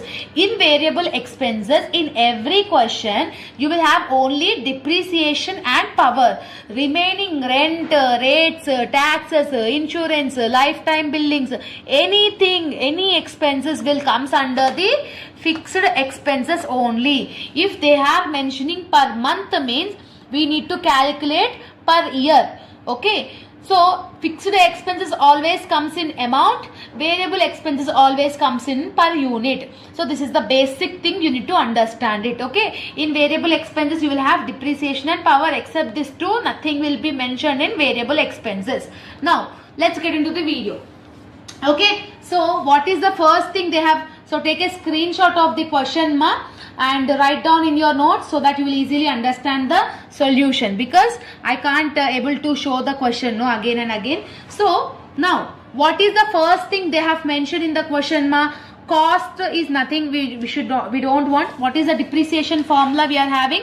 Cost of the machine plus installation charges minus scrap, total working hours and lifetime. So for that this will be useful. Right now we want only fixed expenses. So what they have mentioned? First they have mentioned rents and rates. Rent and rates, how much they have mentioned? Rent and rates per month they have mentioned 400. If they are giving per month means we need to calculate to per year. So 400 into year, 12 months. So 400 into 12 into rent always calculates on floor area. So what is the floor area percentage they have given? See down in the question. The machine occupies 1/4 of the place. So that 1/4 of the place is called floor area. So when any of the thing is giving per month means we need to calculate into 12. Along with that we should take the ratio also. Like this we need to calculate. So 400 into 12 into 1 divided by 4. How much you are getting? 1200. Where you will write? In the amount column. Like this you need to mention. Next, general lighting. What is the general lighting they have given? Per month they have given. Per month 600 it seems. Per month means we need to convert it into the 12 months. Into, because 12 months per month given means we need to take the ratio also. No, what is the ratios they have given? Only floor area ratio 1/4 they have given, supervisor ratio 1/5 given. So lighting will be floor area or supervisor? Tell me, lighting will be calculated on floor area or else supervisor? Absolutely floor area only. So what is the floor area percentage they have given? 1/4. Okay. So 600 into 12 into 600 into 12 into 1 divided by 4. How much you are getting? 1800. So 1800 I am writing here. Like this you need to calculate Next what you are having? Supervisor salary. So supervisor salary per month they have given. Again per month they have given means we need to convert it into the 12. If you are converting it into the 12, we need to take the ratio also. They have given floor area 1/4, supervisor 1/5. Supervisor always calculated on the supervisor only, no? Yes? So 1 divided by 5. So 1200 into 12 into 1 divided by 5. How much you are getting? 2880. Okay? So this is the thing. Next what they have given? Insurance. Insurance they have given. Insurance.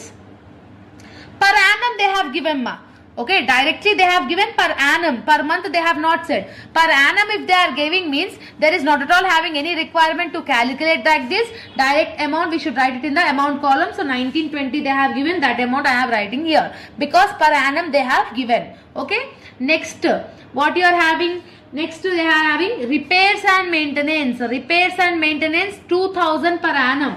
Per annum means directly amount column we should write it. No need to calculate all these things, all these ratios. Only these ratios will be calculated if the amount is given to the per month. Clear? So next, power consumption. Power consumption will comes here in the power in variable expenses. Next, that's it. Only this is only you are having in fixed expenses in the question. Okay? Now do the total of this. Now add everything. What you are having? 1200 plus 1800 plus 2880 plus 1920 plus 2000. How much you are getting? You are getting 9800. Okay.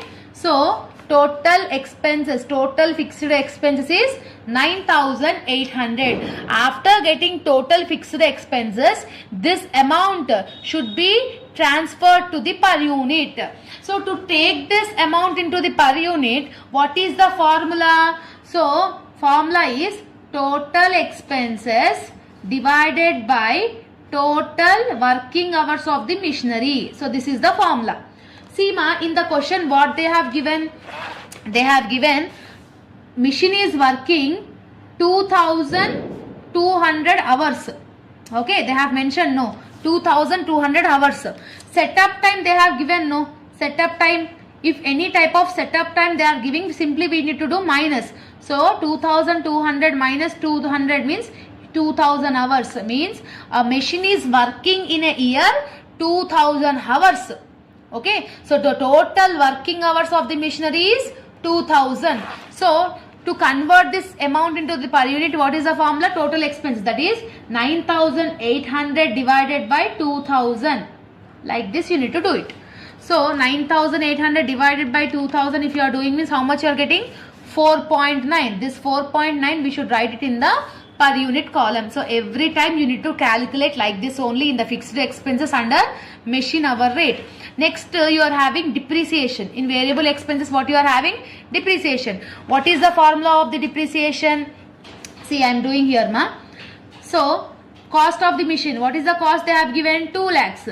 Okay, plus installation charges that they mentioned in the question ma.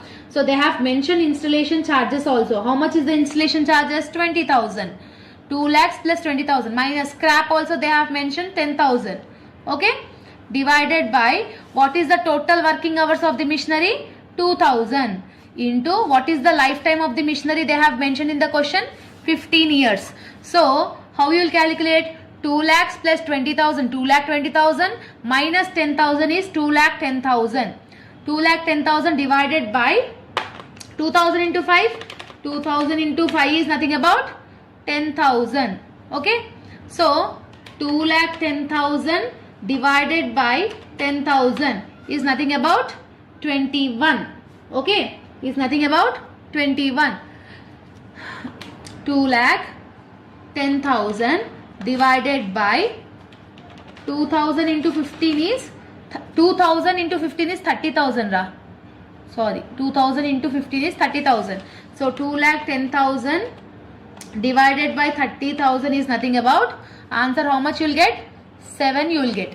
So depreciation value per unit is 7. Where you will write in the amount column or unit column? In unit column you need to write it because variable expenses always comes in the unit only. Yes. Next, power. What they have mentioned ma? Total power consumption is, total power is 100 units. Each is 40 rupees. Okay, total 100 units of power you are having. Each power unit is 40. How many you have used? Only 10 you have used. What we need to do? Cross multiplication, that is 40 into 10 divided by 100. Okay, so 40 into 10 divided by 100 if you are doing means you are getting 4. So power how much you are getting? 4. So 4 here I am writing. That's it. After over, just make sure 2 lines. 4.9 plus 7 plus 4. How much you are getting? 15.9. This 15.9 is machine hour rate. Okay. So like this you need to calculate the machine hour rate under overheads concept. This is the easiest concept compared to the overheads distribution sheet also. Machine hour rates is little bit easy to understand for everyone. Only in variable expenses you will have depreciation and power. Remaining everything comes under the in the fixed expenses. Depreciation formula you need to write and you need to calculate and you need to write the amount in the per unit, and per annum they have given in the fixed expenses means directly we need to keep it. If per month they have given means into 12 we need to do. Along with that ratios also we need to do. I hope that you have got clarity. The complete overheads chapter is completed in this video ma. Hello students, welcome back to our channel. So students, in this video we were discussing cost accounting unit number 3. The first chapter you are having labor ma. Okay, so you are having 2 units, like 2 chapters in unit number 3. One is labor and one is overheads. In this video the complete concept of labor we were discussing. Okay, so labor ma, we are having 3 methods: wholesale plan method, row 1 plan method and time rate method. Another name for time rate method is Taylor's differentiation method. We can call it as a Taylor's differentiation method. So we can expect this type of problematic question compulsory for 4 marks. See, according to my suggestion for the students, what I am saying is, in 3rd unit you are having 2 chapters ma. Okay, labor, overheads. Means labor you prepare for 4 marks. In overheads you prepare for 12 marks. Why? Because in labor long problematic will be difficult for you people to understand. It will be some difficulty in understanding it. So that's why in labor these 3 methods sometimes they will ask for 12 marks also. Okay, so actually it is for 4 marks. Sometimes they will ask for 12 marks also. It is a beneficial to you all. Okay, now let's get into the video ma. So what is the question? In the question they have given standard time. Okay, they have given standard time 50 hours. So standard time is 50 hours and time taken, how much time the labor is taken? 30 hours. So I have allotted you 50 hours to finish the work and you have completed like 30 hours only, means you have saved 20 hours, means before the time only you have completed your work. When you have completed before the time, what should I give? I should allot the bonus, no? Yes, so that is you need to remember. What is the per hour rate? Per hour I am giving 2 rupees per hour. What is the dearance allowance they are giving? 1.50 per hour. So this is the data they have given in the question ma. So first we will calculate wholesale plan method. Clear? So to calculate wholesale plan method we are having the formula. What is the formula? Make sure you write along with me. First you need to calculate the bonus ma. Okay, bonus in wholesale plan. What is the bonus formula? Time saved. What is the formula? Time saved into 50% plus hour rate. This is the formula of bonus. Time saved, how much they have saved the time? 50% is default and hourly rate you need to take. Like per hour how much it is, right? So what is the total earnings formula? Total earnings. Okay. Total earnings, TE, we will call it as a TE. Total earnings is equal to time used, how much time he used, into hour rate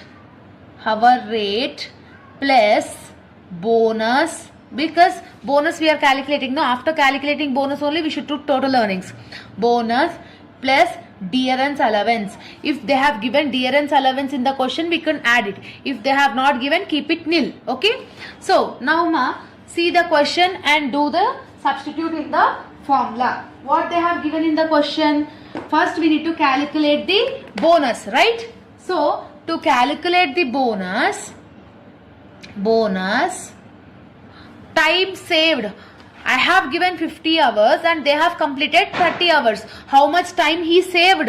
50 minus 30 is 20 hours only. So time saved is 20 into 50% is default. So 50% I am writing default plus what is the hour rate they have given in the question? Hourly rate is 2. So 2. Okay. So simply what we need to do?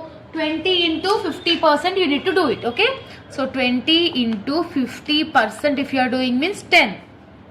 So 10 plus 2 is equal to 12. So bonus how much you are getting? 12. After calculating bonus, what we need to do? We need to calculate the total earnings. So what is the formula of total earnings? According to that you need to substitute it. Okay.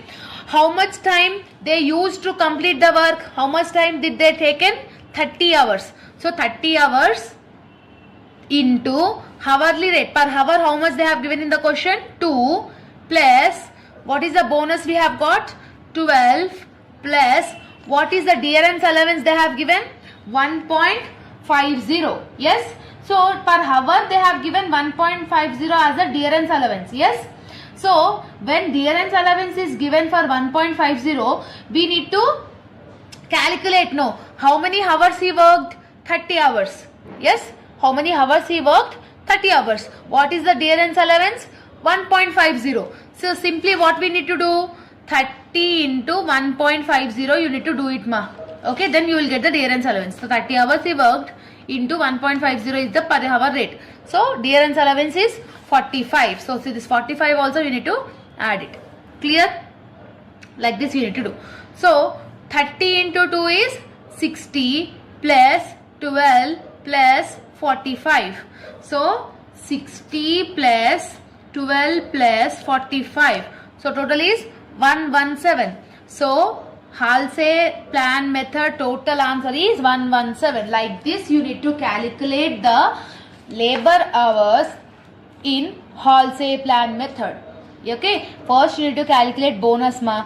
Then total earnings. Bonus, total earnings. So TE how much you are getting in Halsey method? 117. Okay. Now we can calculate row 1 plan. After Halsey we will calculate row 1.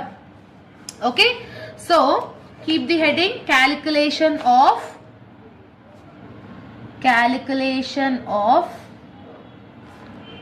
row 1 plan. Okay. To calculate of this row 1 plan we were having the formula, right? So in row 1 formula what is the first you need to do calculate? You need to calculate bonus ma. So what is the bonus formula? Time saved, how much time they have saved, divided by standard time, because standard time how much they have given?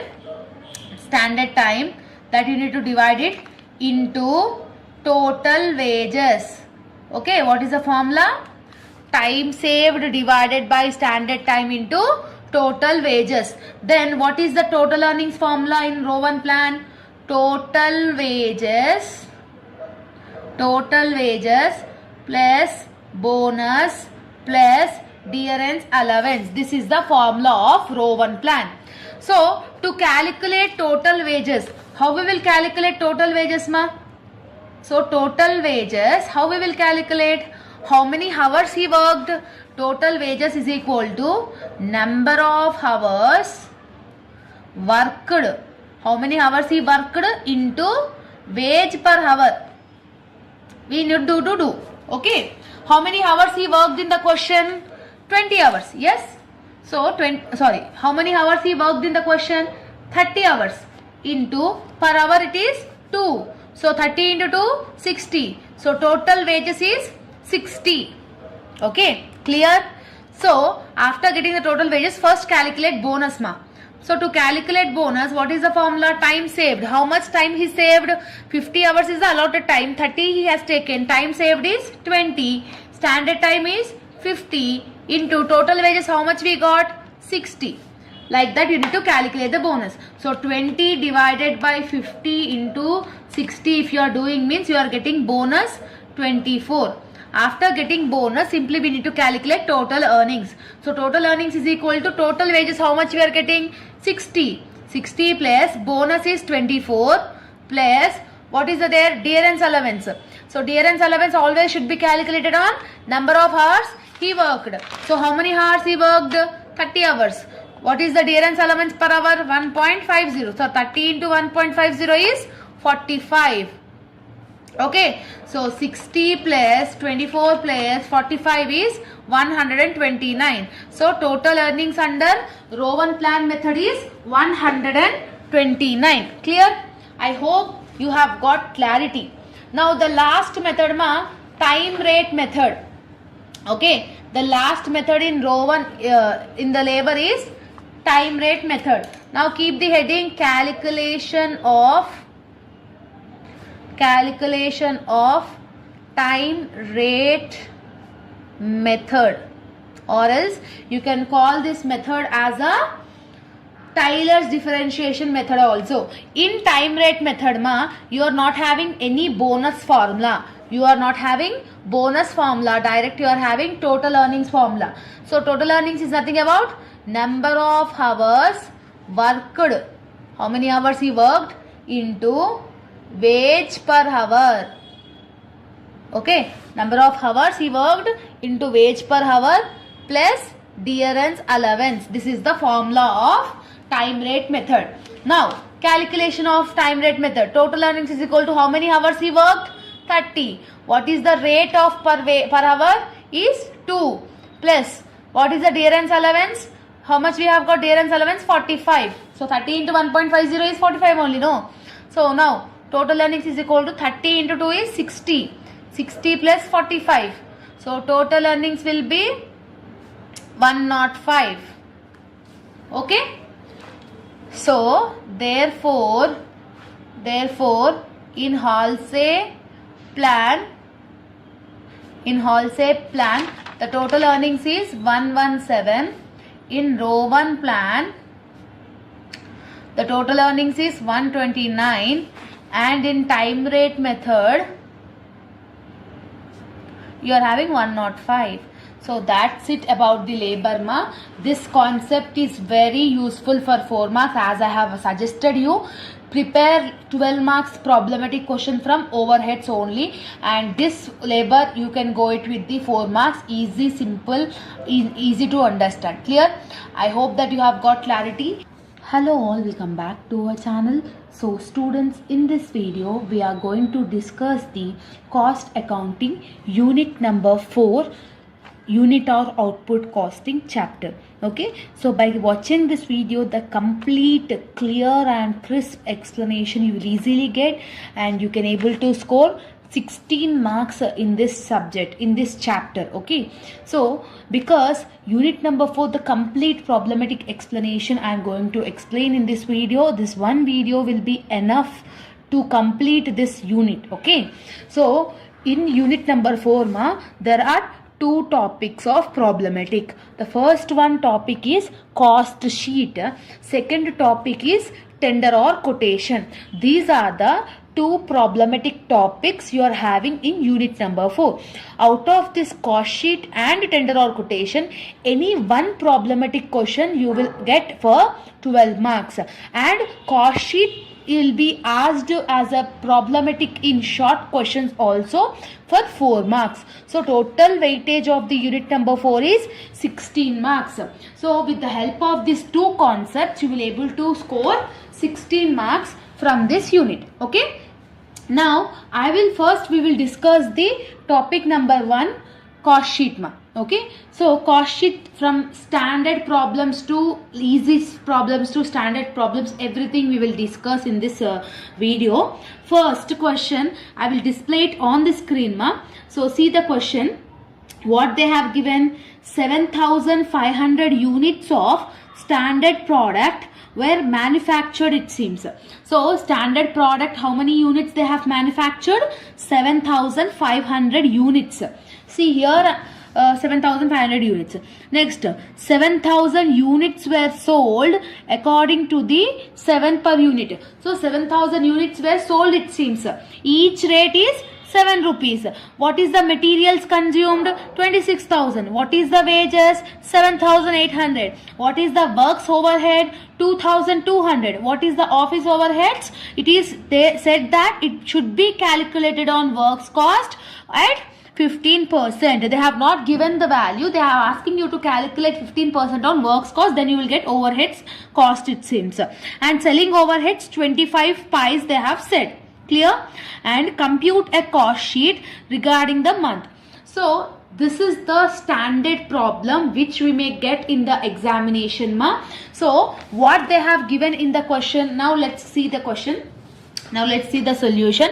Make sure you write the question in your book.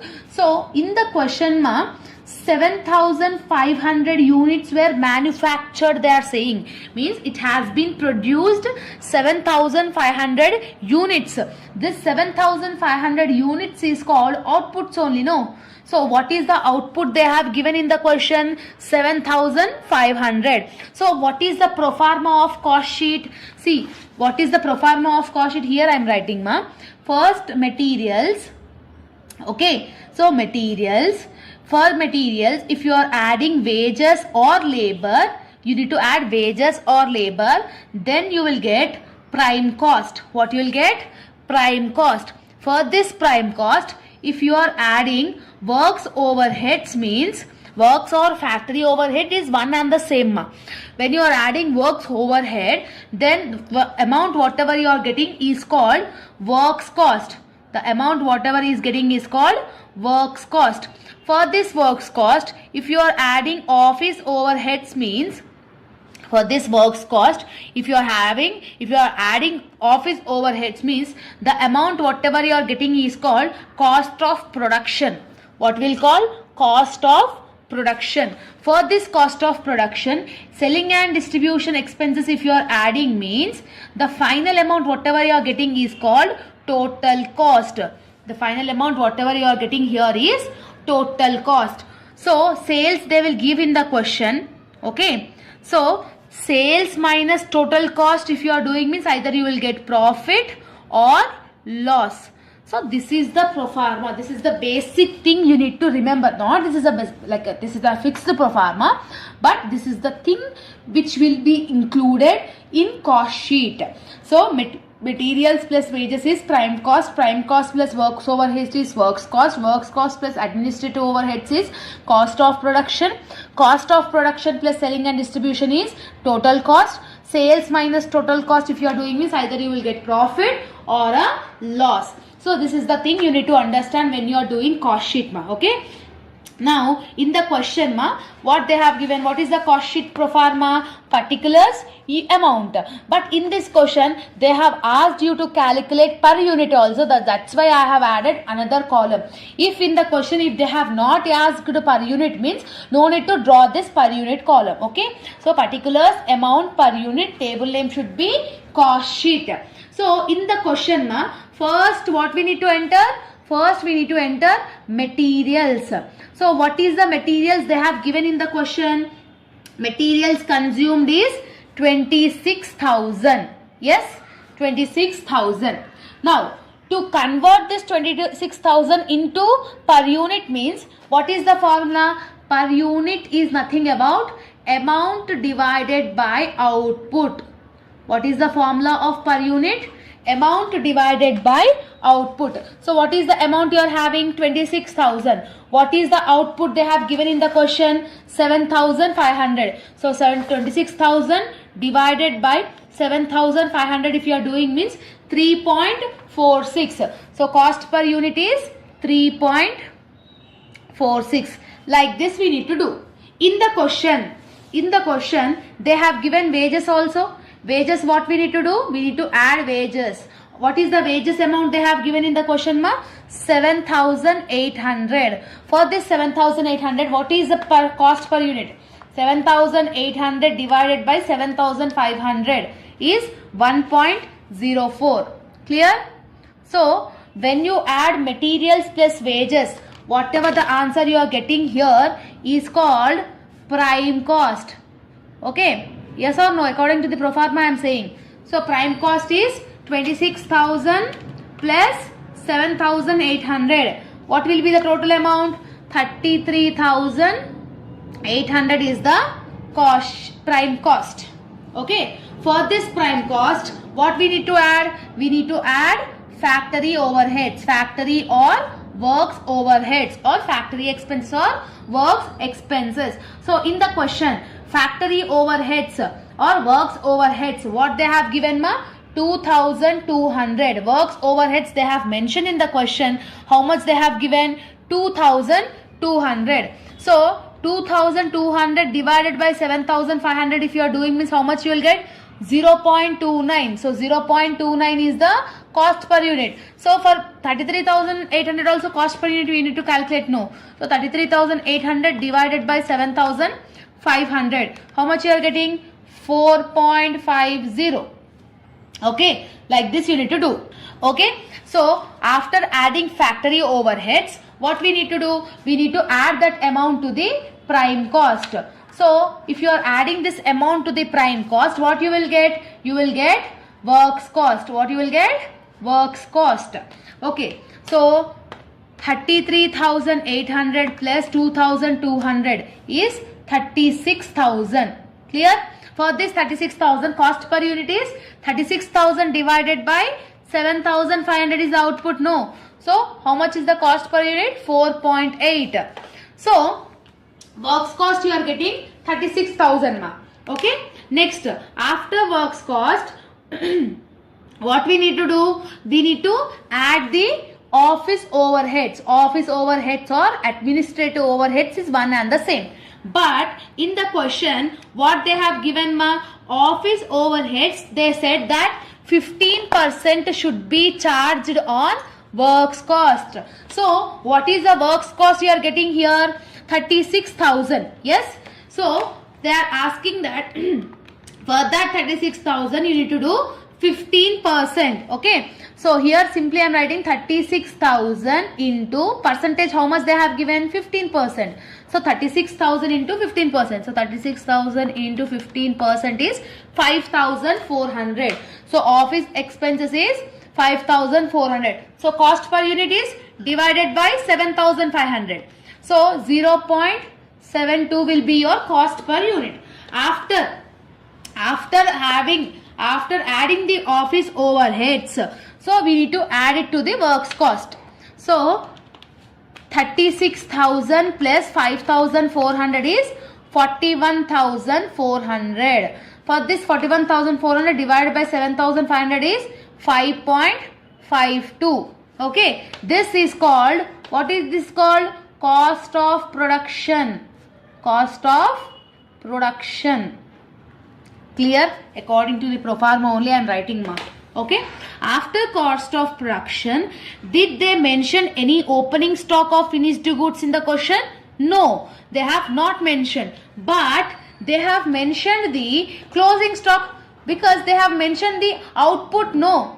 So that is called closing stock. So closing stock of finished goods, if they have mentioned means opening stock and closing stock. Opening means we need to add it ma. If they have given closing stock means what is the closing stock? What is the output they have given? 7,500 is the output.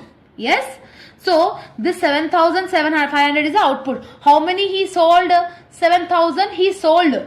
Okay. So what will be the balance? 7,500 minus 7,000 if you are doing means 500 will be your closing stock. So for this 500, what is the per unit rate? Like after receiving the output, after sales amount is given means closing stock of finished goods we need to do.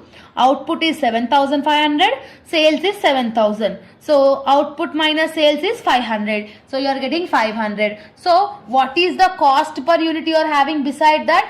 What is the cost per unit you are having here? The last cost per unit whatever you are having, into that we need to take it. So that is 5.52. Whatever the answer we are getting here ma, the last cost per unit whatever the amount you are having, with that percentage you need to do. That means 500 into 5.52 you need to do. Okay. So 500 into 5.52 if you are doing means 2760 you are getting. So that is called closing stock of finished goods. Closing stock what we need to do? Minus we need to do. Okay. So minus we need to do. So if the value is minus, if the value is negative value, you should not calculate cost per unit ma. Okay. So from 41,400, if you are deducting 2760 is how much you are getting? 38,640. This 38,640 is called cost of goods sold. So for this 38,640, you need to calculate per unit, no? So divided by 7,500. How much you are getting? 5.15. 5.15 is the cost per unit you are getting over here. Clear? So next, after this, what we need to do? Selling and distribution overheads. They have given no. So selling overheads, what they have given? Selling overheads. So selling overheads, they have said that 0.25 pies. How much they have said? 0.25. But where we need to calculate this? How many goods were sold? 7,000. For this 7,000, each sold is 0.25%. So 7,000 into 0.25 you need to take it. So how much you are getting? 1750. For this cost per unit is 7,500 is 0.23. Clear? Like this you need to do it, ma. Okay. So what we need to do is selling overheads, we need to add it. After adding 38,640 plus 1750, you are getting 40,390. 40,390. This 40,390 is called total cost. What is this called? Total cost. What is the per unit for that? Divided by 7,500. That means 40,390 divided by 7,500. If you are doing means how much you are getting? 5.3. Clear? For this 5.3, what is the sales they have given, ma? So sales they have given 7,000 sales were sold, it seems. In the question they have given no. Each is 7. So 7,000 into 7 if you are doing means 49,000 you are getting here. See here. 49,000 sales we are getting. From sales minus total cost if you are doing. So sales is 49,000 minus total cost is 40,390. Value is in plus. How much you are getting? 8,610. If the positive value is there, then it is called profit. If you are getting in a negative value means it is loss. Okay. So what is the per unit? Divided by 7,500. It is 1.14. Next 49,000 divided by 7,500 is 6.5. Like this you need to do the cost sheet, ma. Clear? So this is the one of the important cost sheet standard problem which we may expect in the examination point of view. So now another question also we will do in the cost sheet so that you will easily understand and you will be perfect. Okay. So next question also we will do, ma. Now see this question, ma. This question I have prepared by myself and this is one of the standard question. So here what they have given in the question, ma. In a factory there are two products it seems. What are the products? A and B. They have given materials, labor. Okay. So materials of A, B, labor of A and B. Works overhead is charged 60% on labor. To want works overheads, we need to charge 60% on labor it seems. For office overheads, 15% on works cost. The selling price of A is 1,000 at 10 each and selling price of B is 570 at 6 each. So, ma, in this question, I will explain A related data and B related data you need to practice, okay, and comment down your answer, okay. Right now we are doing only A. B answer you need to do and you need to let me know in the comment section. Clear, ma? So first we need to draw the proforma. So in the proforma, the first and the foremost thing what you will have? Materials you will have. Yes. So what is the materials of A? Because A amount, A per unit we are doing. So what is the materials of A we are having? 10,000. So 10,000 in the amount column. Okay. Now after 10,000, this 10,000. For that labor what we need to do? We need to do add. So labor always we need to add it. What is the labor they have given? 5,000. Clear? So what we need to do? Materials plus labor we need to add it. So 10,000 plus 5,000 is 15,000. This 15,000 is called prime cost. Yes, this 15,000 is called prime cost. After prime cost, what we need to do? We need to add works overhead. What we need to add? We need to add works overhead. But in the question what they have given, works overhead is charged 60% on labor. So in the question, A labor is 5,000. For that 5,000, you need to do 60%, then only you will get the works overhead. So 5,000 into 60% if you are doing means 3,000 you will get. So 3,000. What you need to do this 3,000? You need to add it. So 15,000 plus 3,000 is 18,000. This 18,000 is called works cost. Yes or no? This 18,000 is called works cost. Clear? For this works cost, what we need to do? We need to add office overheads. We need to add office overheads. For office overheads, what they have said? Office overheads is charged 15% on works cost. On works cost, we need to add 15%. What is the works cost amount we have got? 18,000. For this 18,000, you need to take 15%, then you will get the office overheads. So 18,000 into 15% if you are doing means 2,700. 2,700. This 2,700, what we need to do? We need to add it. So 18,000 plus 2,700 is 20,700. 20,700. So 20,700 is called cost of production.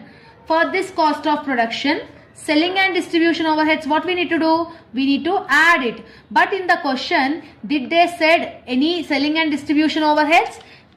Did they mention any selling and overheads? No. So keep it nil. So again the same amount will be transferred here, 20,700. This 20,700 is called total cost. Okay, total cost. Sales, what they have given in the sales, ma? So sales they will give in the question, no.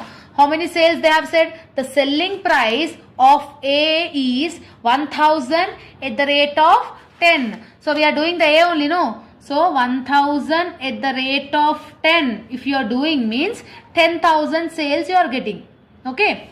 So sales is 10,000. So sales minus total cost if you are doing means either you will get profit or loss. So 10,000 minus 20,700 if you are doing means minus 10,700. So minus 10,700 is nothing about the loss, because negative balance you are getting, no. So loss, how much you are getting? 10,700. Bracket indication is nothing about the loss, because negative balance if you are getting means it is considered as a loss, ma. Okay. So this is how you need to do. So after finishing this B related data, you do it and let me know the final answer. Either you are getting a profit or a loss in the comment section. Along with that, ma'am, along with that, this question also take a homework. Okay. So Aishwarya and Bindu are two manufacturing agents. Calculate the profit. Materials of Aishwarya and materials of Bindu they have given. Works overheads is charged 16% on labor and office overheads is charged 20% on works cost. The sales and both are 500 to 15 for Aishwarya and 800 at the rate of 7.50 is for Bindu. So make sure you practice this question, and this question answer also let me know in the comment section. The correct answer I will pin in the comment section. Okay. Now we will discuss the topic 2, that is tender or quotation. Okay. So students, topic number 2 in unit number 4 is tender or quotation. So in this tender or quotation, see the question. How you need to recognize tender or quotation sum. From the following manufacturing account, they have given materials 60,000, wages 10,000, factory overheads 20,000, office overheads is 55,000. Okay. During 2003, the factory received a quote. Here what we are having, ma? So they have mentioned quote. So this quote or tender or quotation, this type of names if you are having in the question means you need to consider that question as a tender or quotation topic. Which material is 60,000 and the wages is 40,000. So second recognition of the question is they will give the data and below that they will mention the tender or quotation, and after that also they will give the new material rate and new wages rate. Wages and labor is one and the same. Okay. The profit of the firm is 15%. So this is the question they have given. So first, when you want to do tender or quotation, first you need to do cost sheet. When you want to do cost sheet, with the help of this data, you need to take the cost sheet. So cost sheet pro forma is particulars and amount. So first, what you are having? Materials you are having, ma. So what is the materials you are having? 60,000. Okay. So materials they have given. For this materials, wages, what we need to do? We need to add wages 10,000. 10,000 they have given, no. So 60,000 plus 10,000 is 70,000. This 70,000 is called prime cost. Yes. This 70,000 is called prime cost. For this prime cost, if you are adding works overheads or factory overheads, if you are having means, if you are adding means 20,000 they have given. So 20,000 I am adding. This 20,000 if you are adding means you are getting here 90,000. This 90,000 is called works cost. Yes. For this works cost, office overheads, what we need to do? We need to add office overheads. What is the office overheads? 55,000. When you add office overheads, so 90,000 plus 55,000 is 1,45,000. This 1,45,000 is called total cost. What is the total cost? 1,45,000. See here, ma. When tender or quotation sum is given, with the help of the first data, you need to calculate the cost sheet. Okay, this is the first step you need to do it. Okay, after calculating the cost sheet, now in the next page, after the calculation of the cost sheet, in the next slide, you need to write the working notes. In working notes, you need to calculate the calculation of factory overheads percentage. What you need to do? You need to calculate the factory overheads percentage. Then what is the formula? Formula is factory overheads divided by wages into 100. This is the formula of factory overheads percentage. So now in the cost sheet, what is the factory overheads? You are having 20,000. What is the wages? 10,000. Factory or works overhead is one and the same. So factory overheads is 20,000 and wages is 10,000. So simple, what we need to do? So 20,000 divided by 10,000 into 100. Okay. So 20,000 divided by 10,000 into 100 if you are doing means how much you are getting? Sorry, 20,000 divided by 10,000 into 100 if you are doing means how much you are getting? 200. So 200 percentage you are getting here and at them. Okay. So this is the calculation of factory overheads. After calculation of factory overheads, in the second one you need to calculate the calculation of office overheads percentage. Next, calculation of the office overheads percentage. To calculate office overheads percentage, then what is the formula? Office overheads divided by works cost into 100. So in cost sheet, what is the office overheads we are having? 55,000. What is the works cost you are having? 90,000. So that means 55,000 divided by 90,000 into 100. Okay. 55,000 divided by 90,000 into 100 if you are doing means how much you are getting? 61.1%. So that means 61.1%. Okay, like this you need to calculate the percentages after finishing the cost sheet. Clear? Now after calculating the percentages of this both, you need to draw the table, that is tender or quotation table. Okay, again you need to draw the tender or quotation.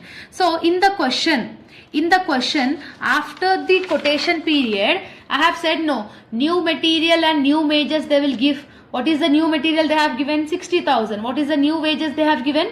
40,000. So that new material and new wages you need to add it here in the tender or quotation. So materials is 60,000 plus wages is 40,000. So 60,000 plus 40,000 is 1 lakh. This 1 lakh rupee is called prime cost, right? So for this prime cost, what we need to do? We need to add the factory overheads or works overheads. But we have calculated the percentage. What is the factory overheads percentage we have got? 200%, right? So this 200%, every time in any question, factory overheads percentage should be calculated on wages. So what is the wages you are having? 40,000. So 40,000 into 200% you need to do it. Okay, how much you are getting? 80,000 you are getting. So in every tender or quotation, this is the same process you need to take it. Okay, so works overheads you have got 80,000. So 1 lakh plus 80,000 is 1,80,000. This 1,80,000 is called works cost. For this works cost, what we need to add? We need to add office overheads. But we have calculated the office overheads percentage. How much percentage we have got for the office overheads? So it has got 61.1%. So always works overheads should be calculated on works cost. That means 1,80,000. So 1,80,000 ki 61.1% you need to take it into 1,80,000 into 61.1%. So it is 1,09,980. That means 1,09,980. So what we need to do? We need to add it plus 1,80,000. If you are adding means 2,89,980 you are getting. Yes. So this 2,89,990 is called total cost. What is the total cost we have got? 2,89,980. Clear? So in the question, what is the percentage they have given? Profit percentage. Profit they have given. Profit how much they have given in the question, ma? They have given 15%, right? So every time profit should be calculated on. Every time profit should be calculated only on the total cost. So what is the total cost we have got here, ma?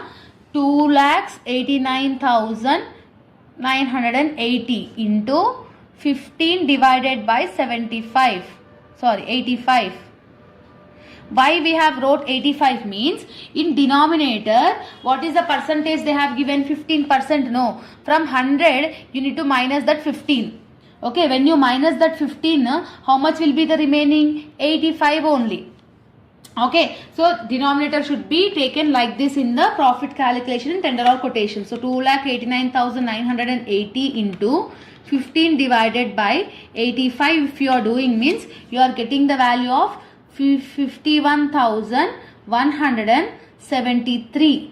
Point after 9 means one number I have added. So profit they have said no, so simply we need to add it. So 2,89,980 plus 51,173. When you add it, you are getting 3,41,153. This is called sales. This is the way you need to calculate the tender or quotation from this chapter. Clear? So profit calculation always should be like that only, ma. Okay, every time what is the profit percentage they have given? 15. So divided by, from 100 you need to minus that 15. So divided by 85 only. Okay, if they have given 35 means, so 35 divided by, so 100 minus 35, how much you are getting? You are getting 65. So 35 divided by 65. If it is 25 means 25 divided by 75, like that. Okay.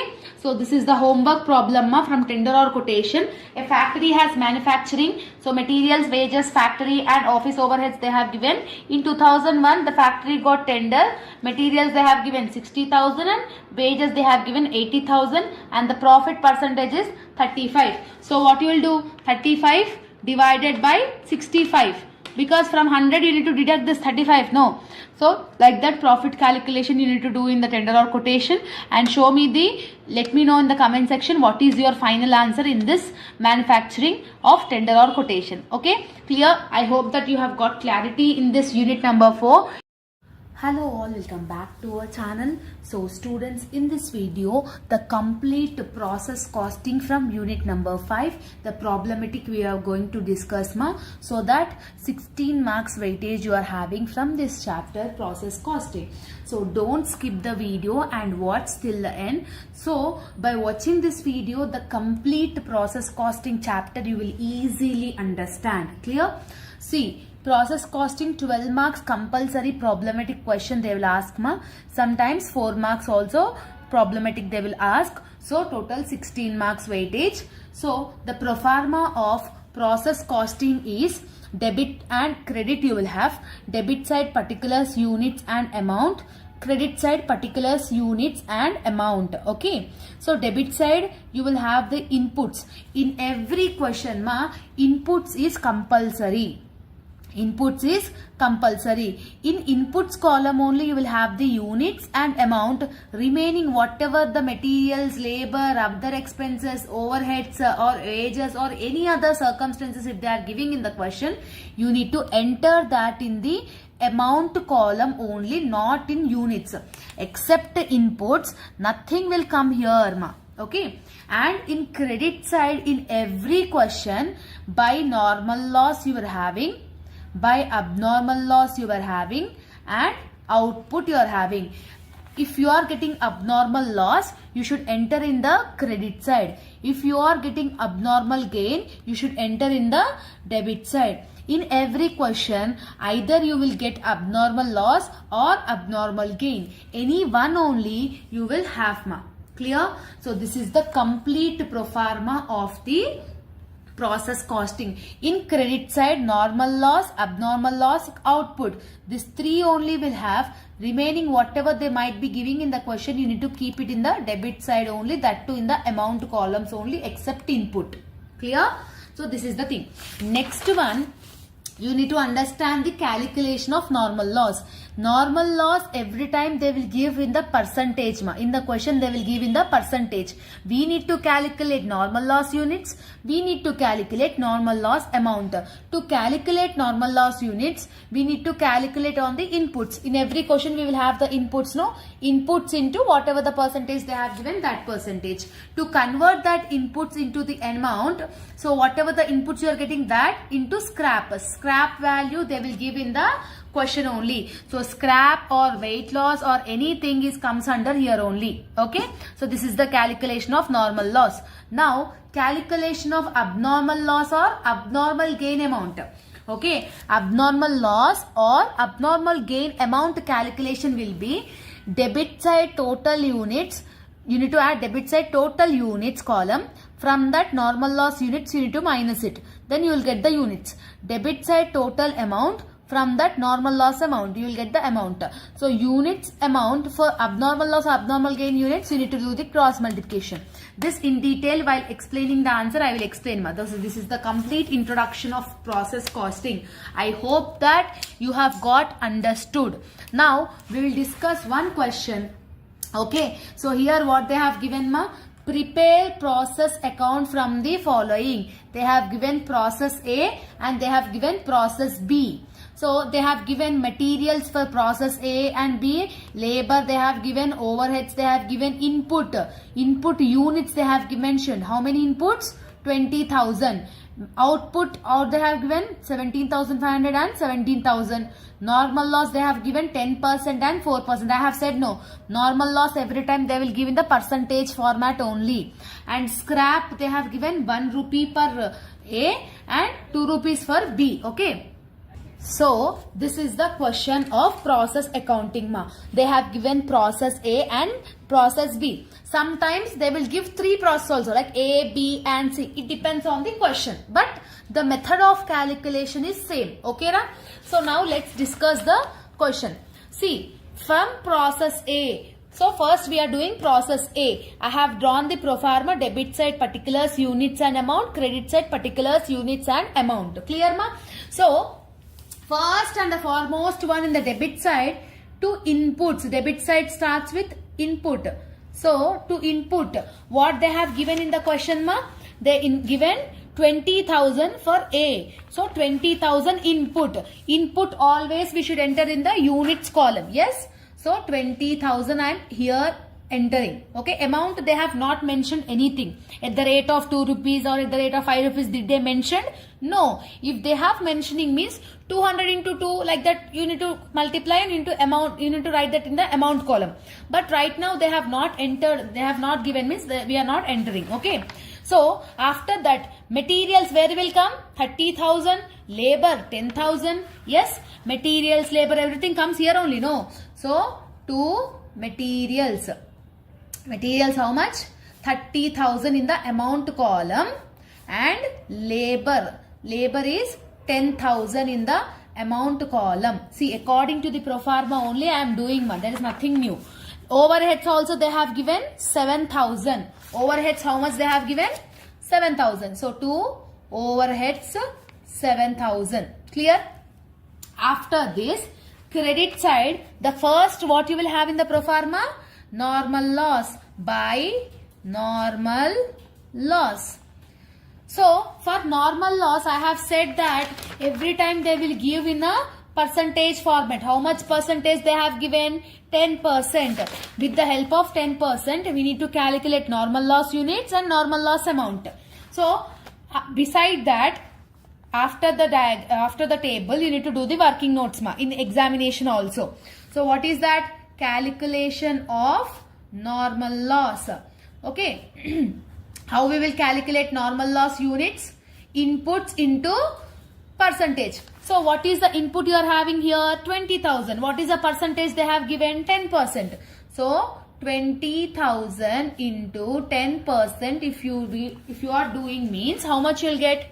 20,000 into 10% is 2,000. Okay. What is the amount you are getting? 2,000. So this 2,000 is called units. What is the normal loss units you have got? 2,000. To convert this units into the amount, what I have said, normal loss amount should be calculated like 2,000 units into scrap value. What is the scrap value they have given in the question for A? 1 rupees. So 2,000 into 1 is again 2,000. So this 2,000 is called amount of normal loss. So normal loss amount is 2,000. Till here I think that you people have got clarity. After this what we need to write means just give one gap here. Okay. Here in the down by output. What you will write? By output. So what they have mentioned output ma? For A 17,500. If output is not given, next unit. After A what is the next process? B. If output is not given, next process input will become output in any question. If output is not given, next process input will become your output. Okay. So output how much they have given? 17,500. That 17,500 is the units ma. Till here you need to write it in the every question. This is the way you need to calculate the problematic of process costing. After this what you need to do is you need to check whether you are getting a profit or loss. That is abnormal gain you are getting a, abnormal loss you are getting a. You need to check it. How to check it? Simply what you need to do is debit side how many units you are having total? 20,000. Credit side how many units you are having total? 2,000 plus 17,500 is 19,500. Where is highest ma? Debit side is highest because 20,000. So highest on the both the sides. So 20,000, 20,000. Clear? Credit side you are getting least amount. So if credit side is getting least, we will call that value as a abnormal loss. Okay, because debit side is highest ma 20,000. Credit side is only 19,500. Okay, how much is the loss we are having? See, simple. 20,000 minus 19,500 if you are doing means 500 is the abnormal loss. Yes, here you are getting the least amount. So we will call the abnormal loss how much? 500. Like this you need to do it. After doing this, we need to calculate the abnormal loss amount, no? Yes or no? Abnormal loss amount. How you will calculate abnormal loss amount? See here. Calculation of abnormal loss amount. How? According to the process. I have made you to write this, no? According to this only I am doing it, ma. So debit side total units. So debit side total units is 20,000 we are having. From that normal loss units we need to do minus. So normal loss units how much we are getting? 2,000. So 20,000 minus 2,000 is 18,000. This is called units. Now debit side total amount, right? So what is the debit side total amount you are having? 30,000 plus 10,000 plus 7,000. How much you are getting? 47,000. Debit side total amount is 47,000. From that normal loss amount is 2,000. Normal loss amount how much you are getting? 2,000. So 47,000 minus 2,000 is 45,000. Okay. This is called amount. Like this you need to do calculation. In every process this is the same. So to produce 18,000 units, they are getting a cost of 45,000 it seems. To produce 18,000 units, they are getting a 45,000 rupees of cost. How much is the loss you are got? 500. For 500, what is the amount? Like that you need to do one. You need to do cross multiplication. That means 45,000 into 500 divided by 18,000. Clear? So see, 45,000 into 500 divided by 18,000 if you are doing means 1250 you are getting, ma. So 1250 is your abnormal loss amount. Where you will put this 1250? In the abnormal loss amount. Like this you need to calculate. Even for abnormal gain also, that is the same process you need to do. Okay. Now everything is over. Now units, highest units on the both the sides. Now debit side total amount is 47,000. Here it is least. Highest value is 47,000. So that's why I am writing in both the sides. 47,000, 47,000. From 47,000 we need to deduct 2,000 and 1250. When you are deducting 2,000 and 1250, you will get 43,750. This 43,750 will become your output amount. Every time output amount should be calculated like a balancing figure only. Only you need to concentrate on the abnormal loss or abnormal gain calculation, normal loss percentage. Like this you need to give, you need to practice related to that. Okay. Now till here it is over, Noma. This is the process A. Next process is process B. So when one process is finished, so in every process you will have this output, no? Every process you will have this output, no? How much is the output? 17,500. What is the amount? 43,750. When you are having more than one process, the previous process output will become next process opening. This closing balance will be the opening balance of process 2. Okay, this is the process 2. Yes. So the first step what you need to do is, ma, in the debit side, to transfer from process A. You are bringing the output, no? How much you are bringing? 17,500, 43,750. So 17,500 in the units column, 43,750 in the amount column. Like this is the first thing you need to do when you are having more than one process. After that, remaining is everything is same. Materials, labor. Again, you should not take inputs. The 17,500 we have already taken. Again, you should not take it. Okay. So materials is 3,000, labor is 12,000. Okay. Materials and labor here only, no? To materials. Yes. To labor.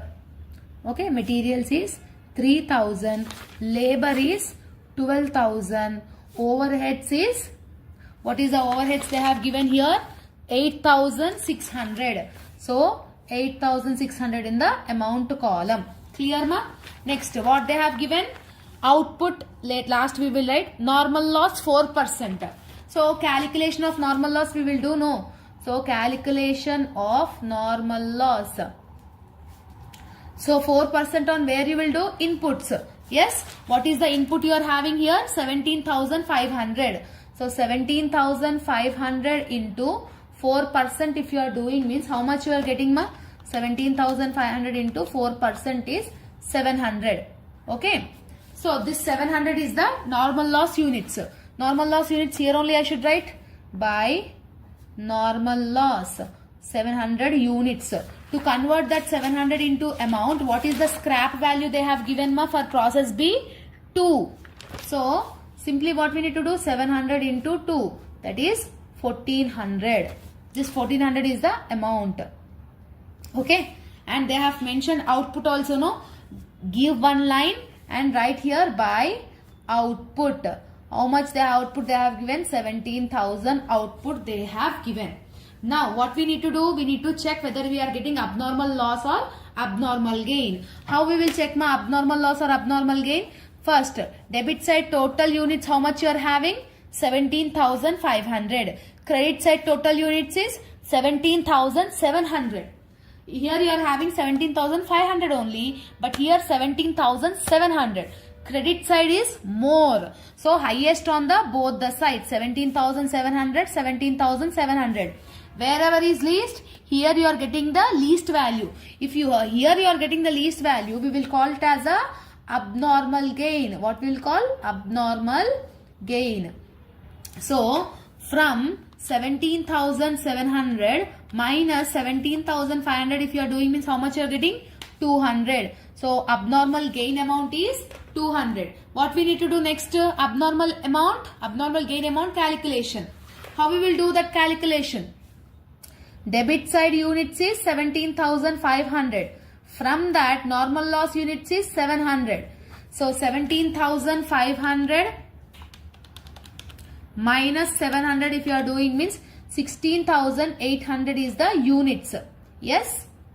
Now debit side total amount. What is the debit side total amount? 43,750 plus 3,000 plus 12,000 plus 8,600. So 67,350. So 67,350. From that normal loss amount is 1400. When you are doing minus means how much you are getting? 65,950. Yes.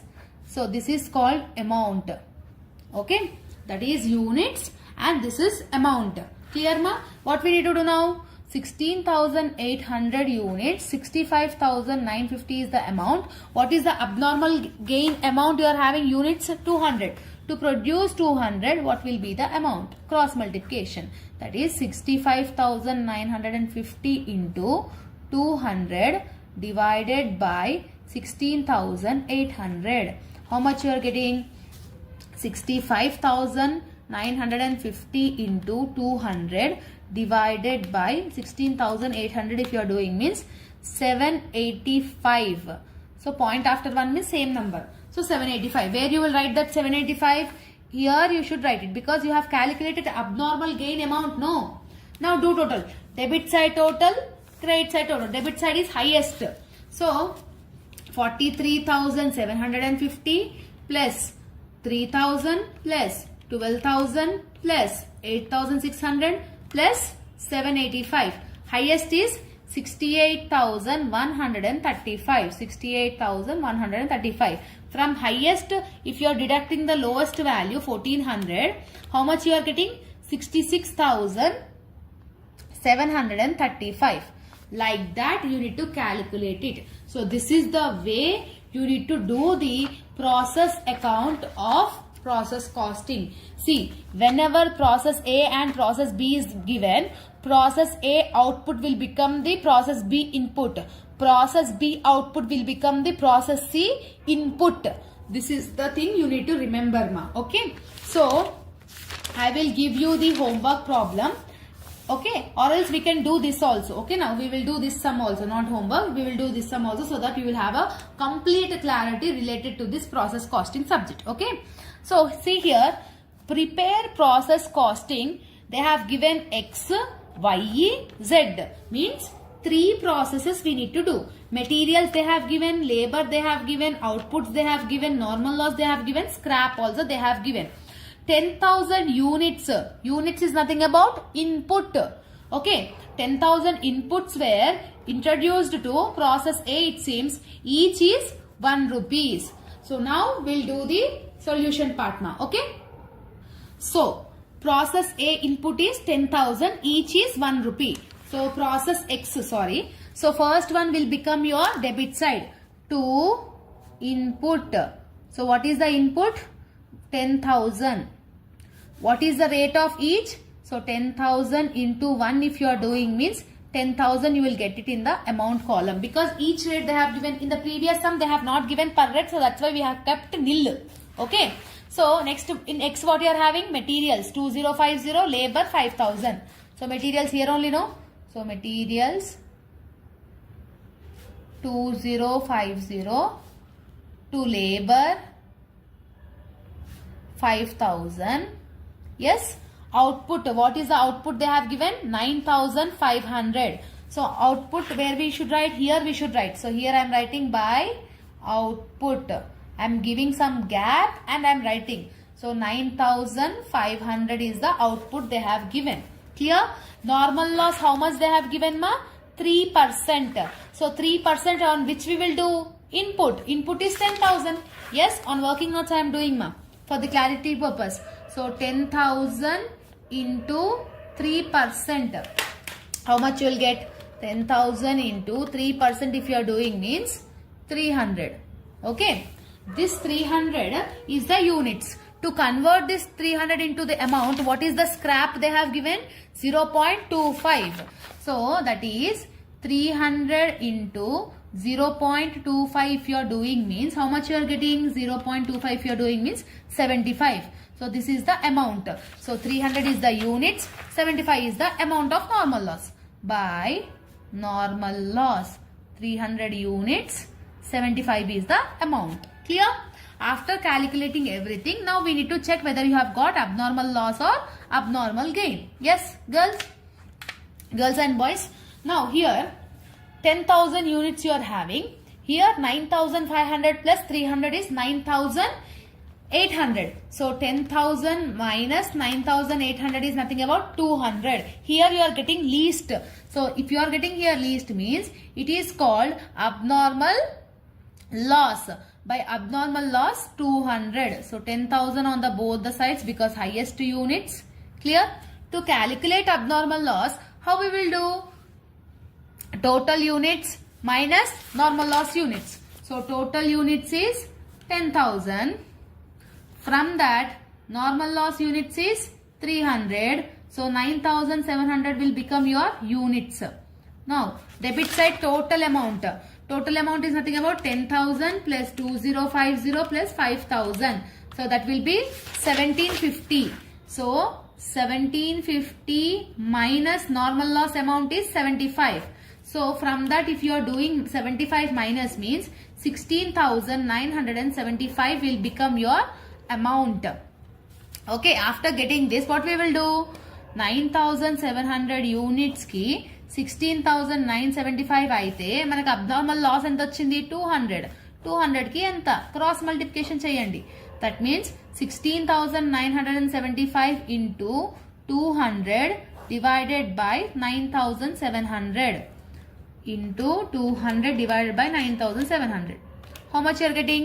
350. This 350 is called abnormal loss amount. Yes. So 350 I am writing here. Okay ma. Now do the total. So debit side total amount is 10,000 plus 2050 plus 15,000. 5,000 is 1750. So highest amount on the both the sides. So 1750 minus 75 minus 350. If you are doing this how much you are getting? 16,625. So for by process this will become the opening. Okay. So next process ki output opening aitadi kada. Next process ante enti? Y e kada. So Y ki opening balance enti? To transfer from A. How much you are transferring from A? What is the output? 9500 is the units. 16,625 is the amount. Now do the Y process. Materials 2688, labor is 8,000. So materials is 2688 and labor is 8,000. Clear? And output they have given by output. What is the output they have given, ma? 9,100 they have given output for Y. So 9,100 here I am writing. What is the normal loss they have given for Y? 5%. So 5% on where you will do? 9,500. That means 9,500 into 5% you should do. 9,500 into 5% if you are doing means 475. So normal loss units is 475. So here I am writing by normal loss 475. To convert this 475 you want scrap value, no? What is the scrap they have given? 0.50. That means 475 into 0.50 you need to do it. Into 0.50 if you are doing means 237.5. So you can take 238. Point after 5 means you can take one add number, no? So 238 will become your normal loss amount. After that, what you need to calculate? You need to calculate whether you are getting profit or loss. That is gain or loss. Debit side units is 9,500. Credit side total units is 9,100 plus 475 is 9,575. See, credit side is more, debit side is less. When debit side is less, what we will call? To abnormal gain. What we will call? Abnormal gain. Here 575 you are having, here 500 you are having. Most, how much is the least? 75. Okay. For this 75, you need to calculate the abnormal gain amount, no? What is the formula? Debit side inputs minus normal loss units. That means 9,100, sorry, it is 9,500. So 9,500 minus 475. So 9,500 minus 475 if you are doing means 9025 will be your units, ma. Okay. Okay. Now debit side total amount. Debit side total amount is 16,625 plus 2,688 plus 8,000. How much you are getting? 27,313. So debit side total amount is 27,313. From that normal loss amount is 238. So 238 we need to do minus. If you are doing minus, 27,075 will become your amount. Okay. Simple thing again. 9025 units ki 27,075 అయితే మనకి abnormal gain ఎంతకు వచ్చిందమ్మా? 75. 75 కి ఎంత? Cross multiplication. That means 27075 into 75 divided by 9025 into 75 divided by 9025. How much you are getting? 225. This 225 is the abnormal gain amount. Yes? So 225 you should write it here. After that what you need to do? You need to do the balancing figure. Yes or no? Balancing figure. How you will do? So 9,500 plus 75. So 9,575. So here also 9,575. So debit side total amount is 16,625 plus 2,688 plus 8,000 plus 225. How much is the amount? 27,538. Highest amount on the both the sides. So 27,538 minus 238 if you are doing means how much you are getting? 27,300. So this output will become next process ఏమైతుంది? Input. అంతేనా కాదా? Simple గా ఉంటది. నేను fast గా ఎందుకు చెప్తున్నాను? మీకు అర్థం అవ్వాలని చెప్తున్నాను. ఓకేనా? సో ఇక్కడ అవుట్పుట్ ఏమైతుంది? నెక్స్ట్ ప్రాసెస్ కి ఇన్పుట్ అవుతుంది. సో ఫస్ట్ మనం ఏం చేయాలి ఇక్కడ? టు ట్రాన్స్ఫర్ ఫ్రమ్ Y ఎక్కడి నుంచి తెస్తున్నాం y, ఇది x. So how much you have transferring? 9,100, 27,300. So 9,100, 27,300. Yes. After this, what is the materials they have given? 2509. Two materials is 2509. Two labor. What is the labor they have given for the process Z? 6,500.